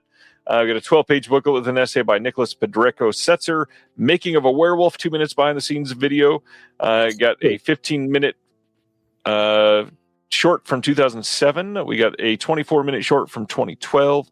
And this sounds super interesting. I do like the art on this one quite a bit. Yeah. It'd be a good way to get us all excited about Werewolf. Yeah, did you see the trailer for that one? No, but I can't stop laughing because, like, the central joke of this old Mystery Science Theater episode of Joe Estevez's Werewolf is that one of the actresses keeps pronouncing it werewolf. Yeah. So every time I see the new Dave Eggers movie, all I get is like Tom Servo going werewolf in my head.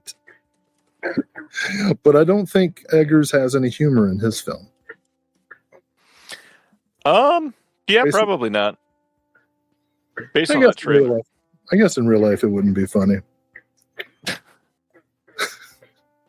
All right, next up, one that I'm quite excited about. Connie releasing The House of 72 Tenants from 1973. Here is the slipcover on this one. This says, a water dispute compels the colorful renters of a tenement building to resist the abusive landlady looming over their heads. Director Chor Yun, who also did Intimate Confessions of a Chinese Courtesan and The Magic Blade, tasked with remaking a 1963 film adapted from a Shanghainese play, insisted on staging his own version in Cantonese, convinced it would best connect with his audience. His instinct was right. This comedic Hong Kong miniature featuring a cast of beloved TVB actors becomes the highest grossing film in 1973, outpacing even Bruce Lee's Enter the Dragon, with a tale of community building and everyday solidarity. Remember today for its trove of star cameos, expert set-bound mise-en-scène, and influence on Stephen Chow's 2004 Kung Fu Hustle. The House of 72 Tenants proved to be a landmark film for Shaw Brothers Studios, helping change the course of Hong Kong cinema by reintroducing Cantonese to its Mandarin-dominated market. This one is a Region A locked Blu-ray. We got archival interviews here as well. New appreciation from the director Alex Chung. We got selected scenes commentary by the film critic Philip Ho R. Nam, and then new writing by Hong Kong film historian Linda Poon, translated into English. Any thoughts on this one? Well, thank goodness for that. But they specify it's been translated. Yeah, this is a definite. It's like, I read the description. It was like, this is like Grand Hotel meets It's a Mad, Mad, Mad World meets Laugh In. Yeah. So I decided not even to watch the trailer. I just want to go in totally blind. The other thing that I laughed at is Connie had listed almost every single person that's in this movie. So the actual billing block on the site is way longer than the one that I've got displayed here. Kind of crazy. I didn't realize Laura's still watching the show. She just texted me, Poon is such an unfortunate last name. Not if you're looking for All right. Next up, The Mad Monkey. This is coming from Bizarro, releasing this month on Blu-ray. This one is with Jeff Goldblum in it. Big names on this one. 2K restoration from the OCN. You've got original English soundtrack with the optional newly translated English subs. To dream so as to film. A new in-depth interview with the director Fernando Trueba. A new interview with the Sitges Film Festival director Angel Sala. Archival behind the scenes featuring a bunch of people from the film, plus a 16-page booklet with a new essay by Kat Ellinger. Yeah, lots of stuff going on with this movie. Have you seen The Mad Monkey? No, but I'm imagining Jeff Goldblum being like, a monkey? Do you think he's mad? Interesting. You know? Fascinating. Yeah, I don't know. Seems like I should see this. I've loved what Bizarro's done so far. Curious about this one. Book, so, if you know what I mean. Love that we're still getting Tony Stella art too, by the way. And from the grave.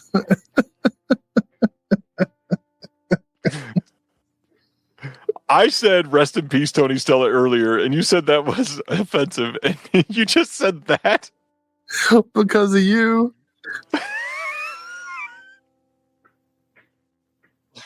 Oh, Will. Next, come on. I'm all for minimalism, but Jesus. Next up, the movie Mermaid from 2024. This one, supposedly a really great movie. This says Doug is an awkward Florida drug addict, divorced and alone. He shares custody of his young daughter with his ex. Doug's reeling from losing his job at a local strip club where he takes care of the fish in the aquarium. Things are beyond bleak, so Doug zips his boat out into the Gulf to end the pain of the reality. But at its lowest point, wait, he takes care of stripper fish.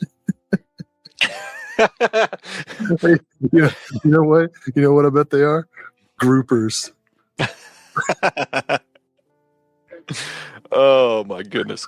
But at his lowest point, he discovers an injured mermaid creature clinging to life. For Doug, it's a sign from the universe, so he brings her home, gives her shelter in his tub, and begins to nurse her back to health. He even names her Destiny. As their rapport blossoms, word of his secret gets out, and he is forced to protect his new friend by any means necessary. This is starring Johnny Pemberton, who's always really funny. It's got Kevin Nealon in this, Robert Patrick, Kevin Dunn, Tom Arnold. Yeah, this is Region A locked Blu-ray. You get a film photo gallery, behind the scenes photo galleries, commentary with the writer and director, and that is it on this one. But this one sounds pretty fun. Kevin Nealon doing like Mr. Subliminal with the mermaid feet. Sounds good. Okay, cool. I am going to butcher the way this is pronounced because I don't speak French. 1-2 Special putting out Miroirs. How do you say it? Miwa. Mima. I think it's Mirach. Miroirs, number 3. That sound like Klingon. This is from 2025. God, I'm awful at French. Silent Mandible says it's Mirwower.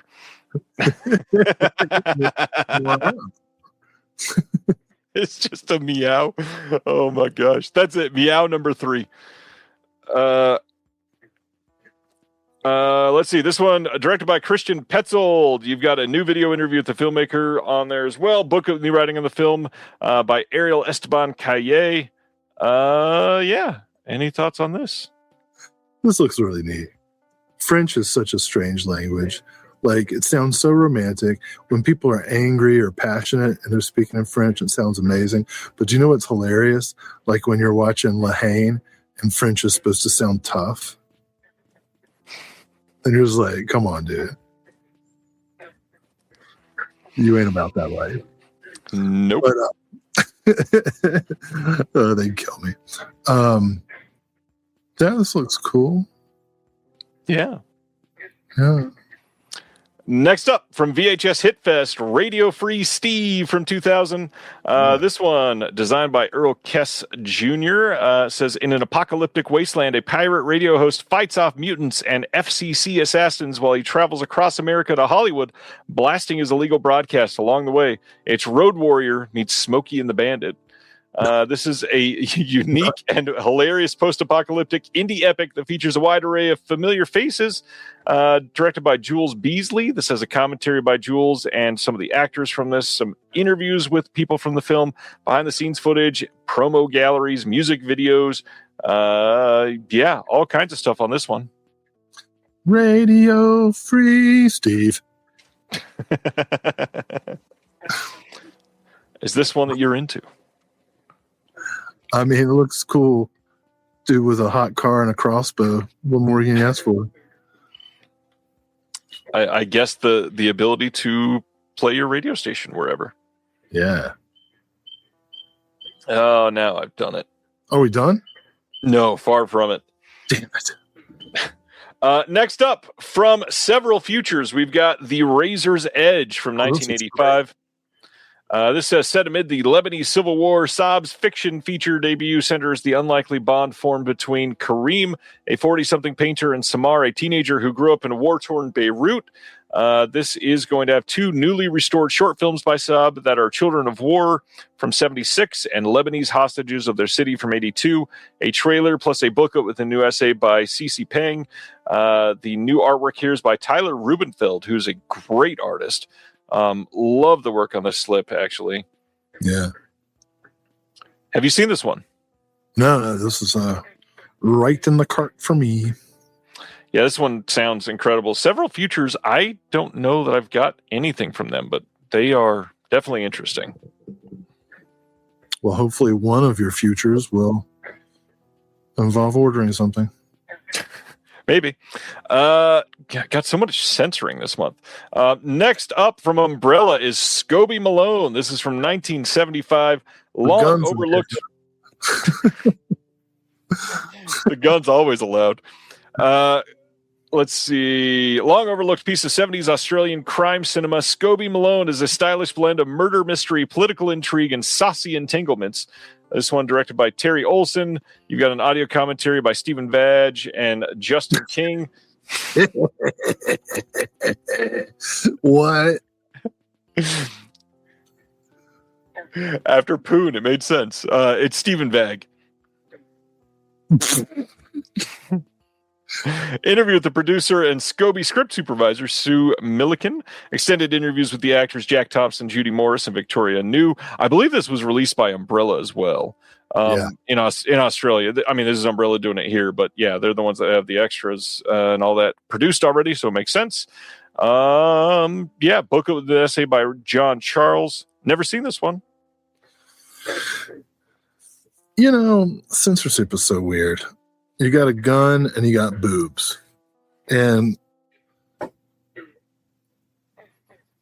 one of those you put in your mouth and it's the source of life. And the other one You put in your mouth.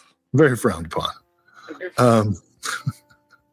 But I feel like we have our priorities all mixed up. Speaking of mixed up, Agree. that was your cue to. The show about the show is the next release. This is from Factory 25. The show about the show is a 24-part television series. That would be the whole. What just happened would be the plot of the whole episode of the show about the show. This is a 24-part television series about a filmmaker who persuades a local cable station to give him money to make a show whose premise is that every episode will be about the making of the previous episode. This has some names that you might recognize associated with this one, like Matt Grady, who is from Factory 25. Kevin Corrigan's here, Bill Morrison, Owner Tuchel, Eric Cohn, Joe Swamber, Jim Cummings. Lots of fun names associated with this. You got all 25 episodes of the show about the show. You got a Vice pilot for this and a 32-page booklet with essays by a whole bunch of people. I mean, this sounds fun. I'd like to see this. I don't know if I need to own it.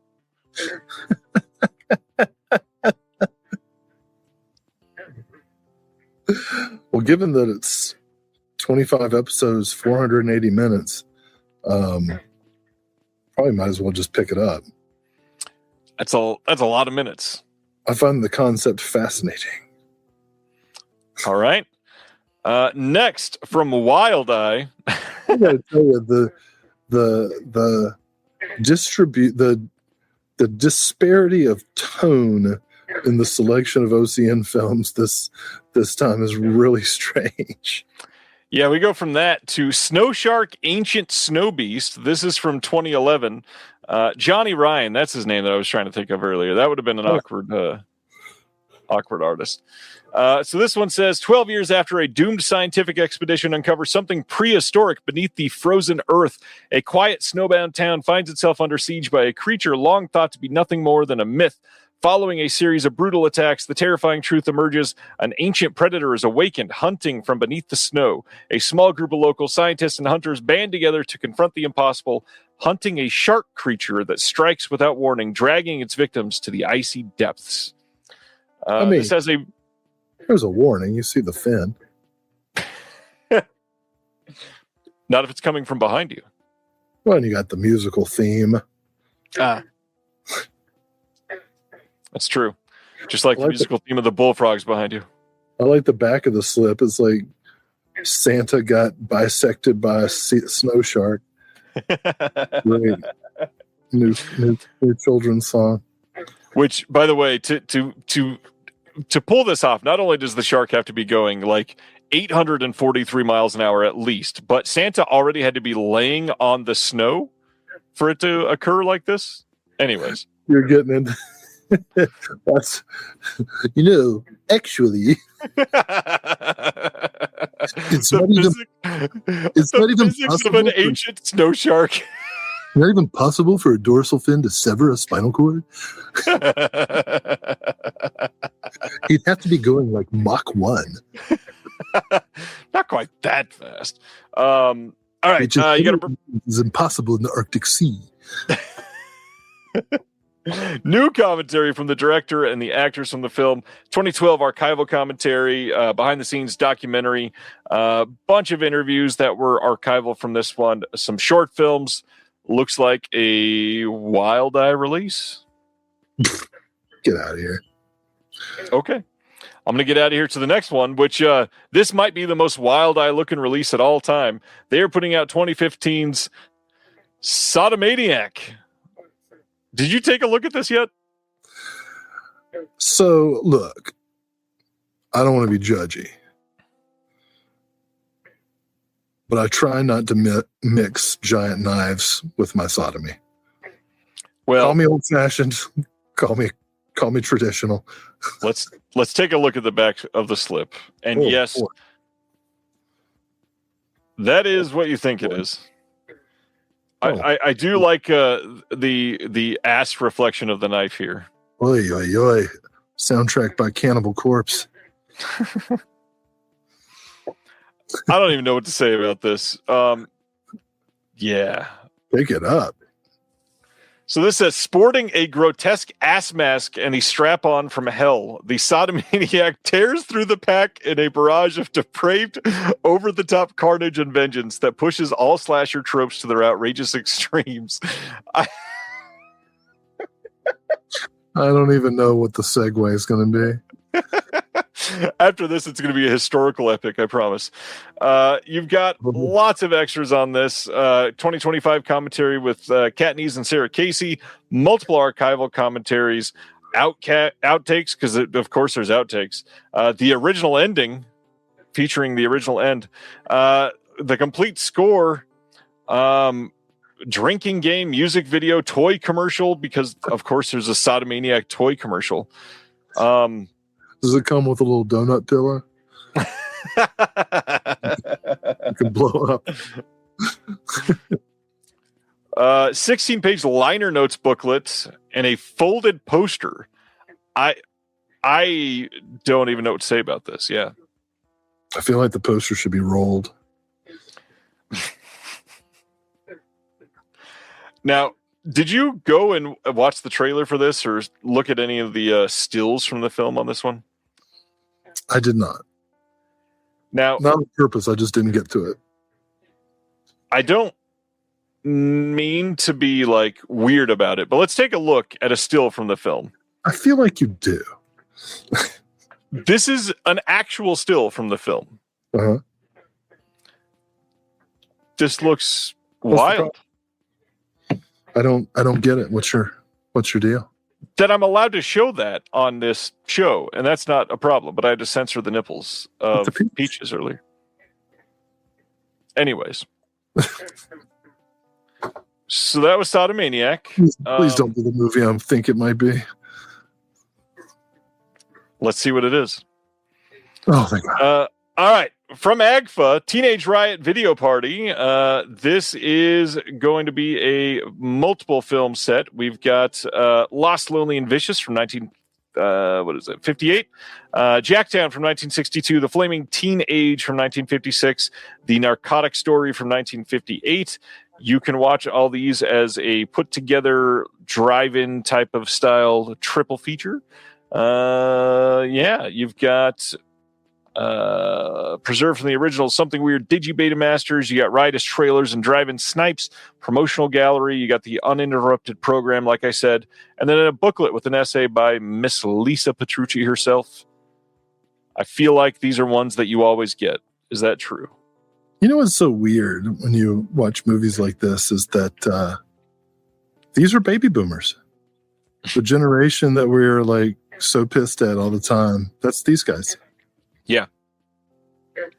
And we're right. Well, and we get these AGFA collections and we're looking at them, we're like, wow, far out. These guys were really happening. And something happened along the way. I don't know. Well, you know what happened along the way? Some really great animation that's being put out by Canadian International Pictures of Tiki Tiki from 1971. This looks incredible. So this is a group of monkeys, including a director loosely inspired by Dennis Hopper's Easy Rider persona, struggle through various trials and tribulations while making an epic adventure film in this psychedelic and satirical look at the Hollywood counterculture of the early 70s. Directed by Gerald Potterton, who earned multiple Oscar nominations for his work at the National Film Board of Canada, contributed to Yellow Submarine and later directed Heavy Metal. This is an outrageous and inspired feat of cinematic imagination. This looks so much better than Heavy Metal even. Like, I'm dying to see this. Well, fewer teats, it appears, but... Newly scanned and restored in 4K from the original 35mm A and B negatives by CIP. New commentary featuring Paul Karup and Jason Bachonsky. New interview with the producer Murray Shostak. New interview with the animator Paul Dreesen. Fantasia Q&A from 2024. You get a demo reel from 1972. 5 short films directed by the director. Making movie history, Gerald Potterton speaking on that for 5 minutes from 2014. 3 NFB short films with animation by Potterton as well, plus a booklet with a new essay by animation historian Ross Anderson and a new essay on A Ball at 66 by Olga Igovora. Yeah, this sounds great. Yeah. Like most Canadian international pictures, this is automatic, maybe even more so. Yeah, especially with the heavy metal mention, this was very, very good looking. Mm. Then we've got Touch Me, this being released by Yellow Veil Pictures. This is a 2025 film. And this is one of the ones that certainly made me stop this week and question some of the cover art. I love that. Look at that guy. You can touch me anytime you want, buddy. Look at that. What is going on with the left arm there? Those are pinchers, apparently. It's clearly AI. I mean, I won't say clearly because they have an artist attributed to it, but my goodness, like the face there. Alfred Ignatius? Yeah, I don't think so. It's Puchemin is the artist name, supposedly. Well, Puchemin needs to work on drawing hands. Well, he did the hand below it. So what is, like, I don't even understand what's going on here. Oh, wait. Zoom in again. I don't want to slander Poochie Man. What could that be? I tried to decipher this for so long yesterday. Can wrists have foreskin?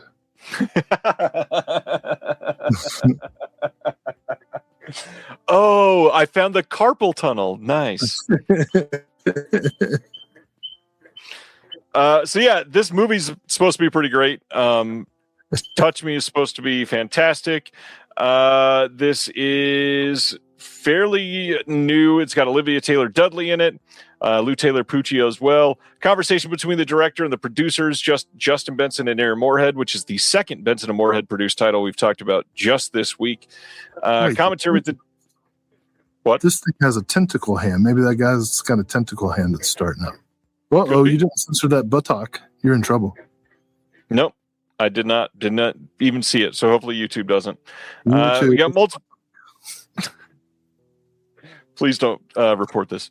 Multiple interviews on here. Booklet with an essay by B.J. Colangelo. Yeah, this movie supposedly pretty great. I need to see it. I think it's a tentacle.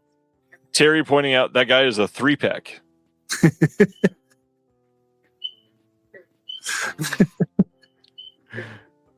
Next up from Willa, the voice of Hind Rajab from 2025.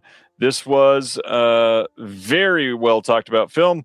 This is January 29, 2024. Red Crescent volunteers receive an emergency call. A 5-year-old girl is trapped in a car under fire in Gaza, pleading for rescue. While trying to keep her on the line, they do everything they can to get an ambulance to her. Her name was Hind Rajab. Panel at the UN headquarters in New York is a featurette on this. Plus, we've got Christiane Amanpour and Cather Ben-Hania on CNN speaking on this in an interview. Democracy Now! Interview. We got a Q&A with Jonathan Glazer, Cather Ben-Hania, Motaz Malhiz, and Nadeem Chekarowa. 3 different Q&As on this as well. Booklet with an essay by Siddhanta Dhaka. The voice of Hind Rajab. This is heartbreaking. I just read an interview with the director in Cineast, and it was devastating. So these are the actual volunteers and the actual phone recording of a 5-year-old girl whose family are killed as they're trying to escape some bombings in Gaza. The car is disabled and the child is trapped within it. And she calls the Red Crescent, and these are the actual volunteers kind of recreating what happened. And I guess I don't want to say what happens, but it's horrible. It's a film that is very important and needs to be seen, I guess. But geez, it's hard to talk about. Yeah, this seems like an odd one for OCN to put out, but yeah, well, and I guess this is good. The slipcover sold out like instantly. Well, they also, again, this was This was one of the push titles for one of the international Oscars for Best Picture, for Best International. How do you release this with only 500 slips? I don't understand the choices here. Well, I ordered the standard. This is going to be tough. Yep. All right, that is the OCN partner labels. One more. Kim Stim putting out Who by Fire from 2024. This one says a getaway at a secluded log cabin in the forest becomes the site of escalating multi-generational tensions and anxieties in this disquieting, impeccably mounted coming-of-age drama from Quebecois filmmaker Philippe Lesage, who is from Genesis.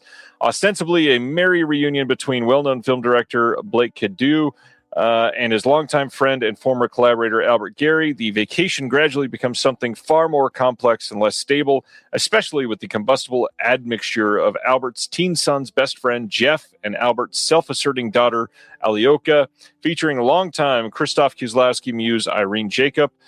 We've got an interview with the filmmaker on here as well, theatrical trailer, 16-page booklet with an essay by writer and historian Beatrice Loyosa. This sounds pretty great. It does. I feel like I'm kind of in that movie right now, though. In the forest, huh? Okay, now that's all of the OCN partner labels. I'm literally carving a cemetery out of the earth for my to reside in. It is subscriber week for the second half of 2026 for Vinegar Syndrome, which means this is the only week that you can subscribe to the rest of the year. Werewolf is coming. If you want to be a subscriber for all of the mainline VS titles, your time is now. They have announced some titles that are coming up on top of what we got revealed this week already. So in August, they are offering a threesome of unholy delights, including the 4K debut of a Bloody Summer-specific treat, the next installment of Fulci Presents on 4K, and the 4K debut of an inhuman paranoid thriller about another type of tasty treat, at least for some. September, we'll have the next Fulci Presents on 4K, in addition to the 4K debut of an early 80s horror classic, the disc and English-friendly premiere of our particularly fiendish and beautiful Hong Kong horror anthology, and finally, the 4K UHD premiere of a long-out-of-print slasher classic, stunningly restored in both of its cuts and offered with an assortment of extras. Then in October, the all-horror focus will intensify as a rare hammer murder thriller comes to Blu-ray. A 90s gore fest makes its disc debut in a terrifying trio of Shaw Brothers 70s horror hits, Blu-ray and Shaw Scares Volume 2. And Pupi Avati's gothic horror masterpiece, The Arcane Sorcerer, comes to 4K and Blu-ray stunningly restored. And then finally, in November, we will offer a lineup with 4 ferocious favorites, including the 4K debut of an unsettling 80s masterpiece of psychological horror, 4K debut of a notorious 90s classic from a genre luminary, and a set of shocking surprise titles you definitely won't want to miss. So if you want discounts on all the partner labels and other side labels and such, this is the way to sign up for the subscription for the rest of the year. Over on Melusine, which if you are a subscriber, you get discounts there as well. They're offering their next Blu-ray from their VCX line, which is Surrender in Paradise from 1984, and we get to see a little more censorship. Yay! This one is going to be region-free, got a 4K scan restoration from the original negative, the original trailer, 11x17 double-sided replica one-sheet, and subtitles, and that is it. I did just notice that is a nipple. I didn't even see that the first time. Go to the other side. The other. I'm just picturing some like kid who insisted on being an art major in college, and his dad is like, "You need to get something practical, learn a trade." And he's like, "See, Dad, I got my first professional gig." And it's this. The VC, I don't really follow the Melusine side of things as much. But what's the deal with VSX? Because they're putting out all these like classic titles with zero extras, and like the whole point of them to me is when they have some, historical commentaries and whatnot. That's like the big value. And this movie's an actual good movie. I remember seeing this one back in the day. Lois Ayers, Ginger Lemming, these are real. Jerry Butler, these are all real actors who, these are like the Boogie Nights characters, Yeah. And I'd really be interested. Like, they actually shot this, on some island. I'd like to know the story behind it, but there's nothing. What's the deal with the VSX? Well, and it's VCX, but the first one that they put out was Debbie Does Dallas, and it's got all kinds of extras on it. And then the other ones that they've done have had. I thought it was under. Oh, I remember. That's right. I thought it was strange it didn't get a 4K. That's right. It got 2 different commentaries plus audio interviews and all kinds of other stuff. But yeah, the other ones have gotten nothing, which is wild. Well, for what it's worth, this is a decent movie, I think. Then on the Peakorama line, they are putting out Corruption, Her Name Was Lisa, and The Pink Ladies in a triple feature with even more censorship. This one, 3 films that we've had released by Vinegar Syndrome before, all coming out in a triple feature. There are some extras here. I highly doubt. These are not. These are already. Yeah. This is a weird one. Mm-hmm. And I highly doubt the Corruption disc has Last House on Dead End Street still. Bullshit. Next, just today, they announced Faces of Death Part 2 on 4K as part of their VSA line. And still can't believe we're getting the Faces of Death films on 4K. This is going to have no extras. Alternate 78-minute US video version of Faces of Death 2, never before seen deleted scene from Faces of Death 2, footage from the assassination attempt on Ronald Reagan, which was included in some home video releases of Faces of Death 2, and a trailer, but no extras whatsoever on this. Kind of wild. Like the original releases of Faces of Death, diminishing returns. Yeah, totally get that. All right, that means we are down to just a few things left. Let's talk about Wes Craven. After I misclick, Wes Craven, his film Swamp Thing, getting a website exclusive from MVD. It is a 4K and Blu-ray steelbook. I don't know why MVD is leaning so heavily into steelbooks right now, but they sure are. Well, so it won't deteriorate. Nah. It might rust. It might rust. They do. They absolutely do. What is extra weird about this is this back art here. You recognize anything about that, Will?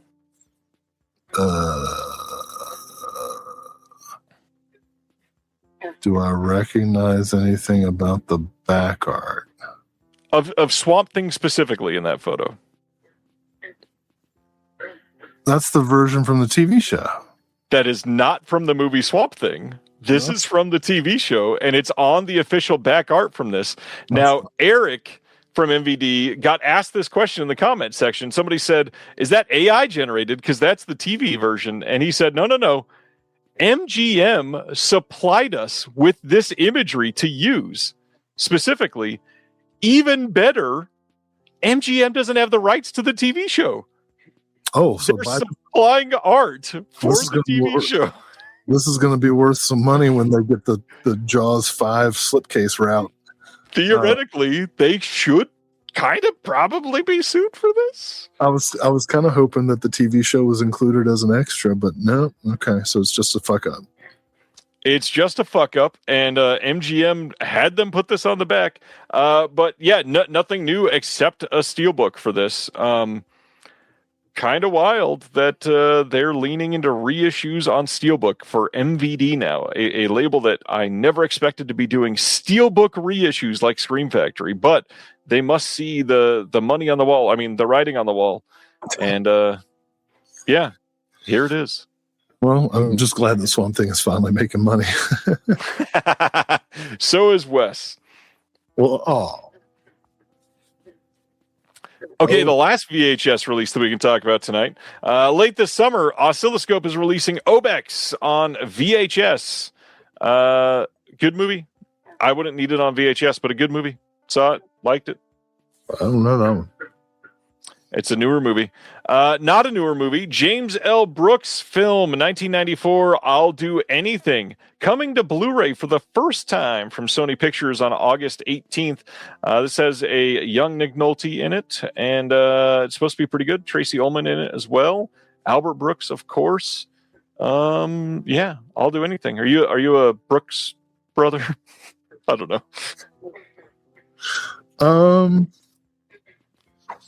Trying to think about seeing any James L. Brooks films other than As Good as It Gets. I mean, that's a good movie. Yeah. All right, finally this week, Via Vision in Australia releasing Ginger Snaps Trilogy. The first one on 4K, the second and third one on Blu-ray only. This is coming with a lenticular hard case and a poster, and it's individually numbered. But there's nothing new. No new extras on this. This has all basically been done before. The trilogy itself has never been released like this, where the first one was on 4K and the other two are on Blu-ray in a trilogy. Well, that's not super necessary. They've all been released as a trilogy before. The first one's been released on 4K in the US from Vestron. This is just a weird decision, I feel like. Well, like menstrual cycles, Ginger Snaps is periodically re-released. On that note, just in case you forgot what's coming next week, let's talk about that. We've got the Getaway from Shout, Elephant Man 4K from Criterion, The Evil That Men Do from Shout, Fear City from Shout, The Evil Dead 4K Steelbook, which is actually an upgrade in a few different ways. We've got the Drama 4K from A24, Dark Shadows 4K Steelbook from Scream Factory, All You Need Is Kill from Shout, Dead Man's Wire, Strange Journey, The Story of Rocky Horror, Fuse, the Butcher's Blade. I believe that one is actually getting delayed, if I remember right. The Little Princess. What's that? What's up with this ad at the bottom? Anyway. Did you not see that? Nope, that's Blu-ray.com being shitty for you. Boo. The School Duel from Altered Innocence. The Little Princess from Film Masters. What was that Walmart ad there? Okay, I finally saw it. Not a lot coming out next week. Stone Cold has already been out, I believe. That's the Canadian release of that one. But yeah, that is. There's some good stuff there. I just while I was at FrankenCon, I met a couple of guys who worked on Dead Man's Wire, so now I kind of want to see it. It's a decent movie, actually. Yeah, I'll check that out. And Fear City, that's great. Another great Abel Ferrara flick. And what are these upgrades on Evil Dead you're talking about? The audio is supposedly a little bit better, and then the aspect ratio is different, if I remember right. Yeah, supposedly it's the best release of the movie so far, but it's the best release of the movie to this point. There will be 19 more of it.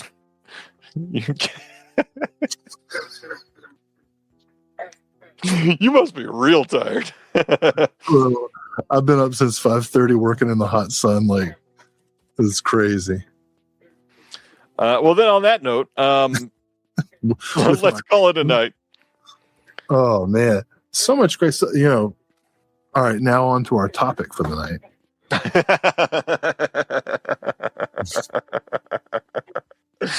Oh, yeah. I can't do that the first of every month, especially this week. This would be an off week for it. I'm like barely holding it together as is.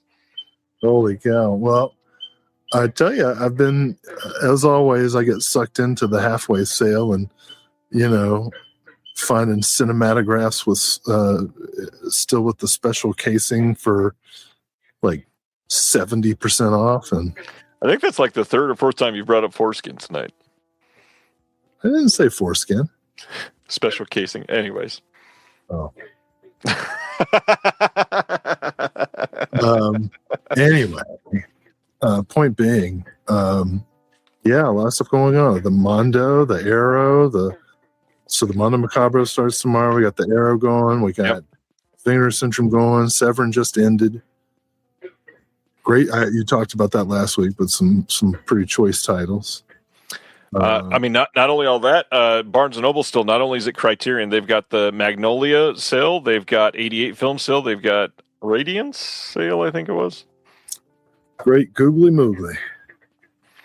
Yeah, Mixed Blood is only like $17.99 on 4K from Cinematograph. Man, I picked the wrong week to go destitute. We're going to schedule that for the 18th. We're going to go destitute on the 18th. Just a heads up.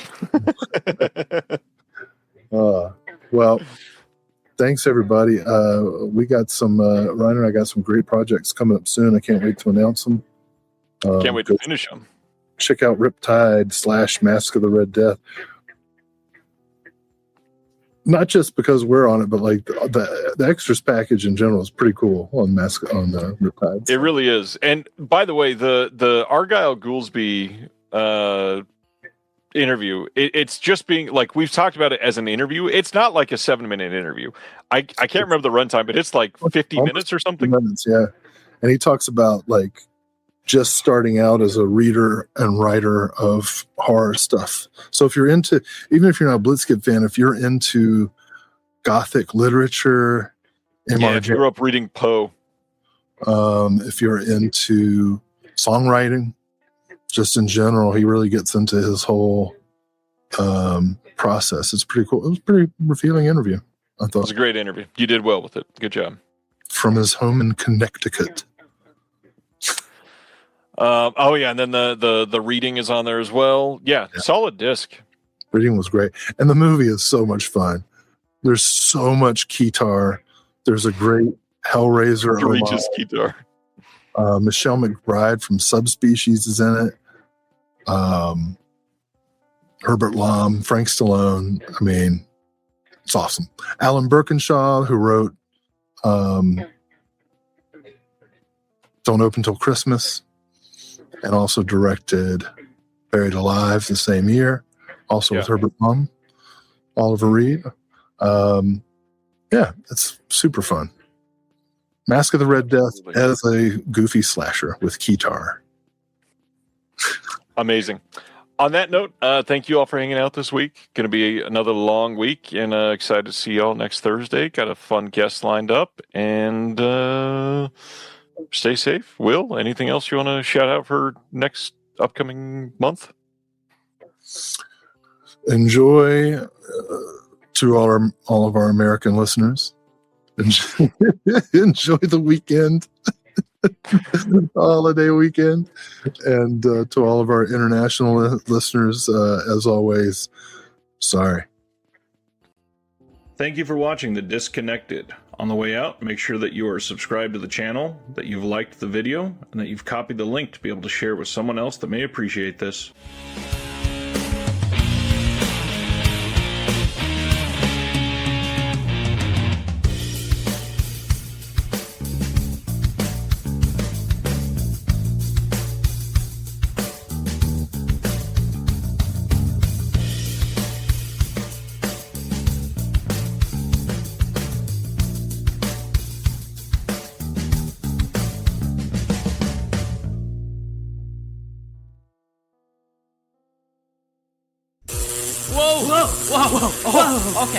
Okay, I'm ready. Welcome to Split Your Head, a bi-weekly podcast hosted by me, Bob, that covers the gamut of all things horror, exploitation, cult, underground, experimental, transgressive, bizarre, and indie. I've been fortunate enough to connect with some of the most groundbreaking and upcoming filmmakers, writers, and artists. Don't expect a typical interview. I love shooting the shit with my guests and stumbling on surprising topics that'll literally split our heads. From splatter comedies to nihilistic sleaze, uncomfortable art house to genre classics. If it gets my brain buzzing and cracking wide open like a watermelon full of blood, then I would like to share it with your ears. Now a part of the Someone's Favorite Productions podcast network. Hi, Mom.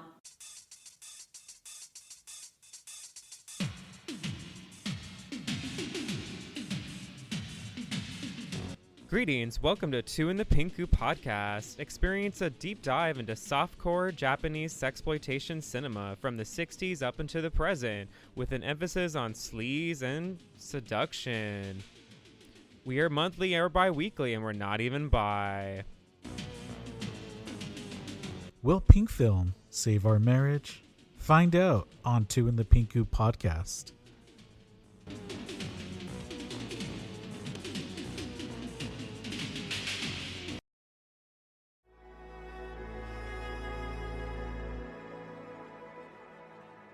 Thank you for listening. To hear more shows from the Someone's Favorite Productions podcast network, please select the link in the description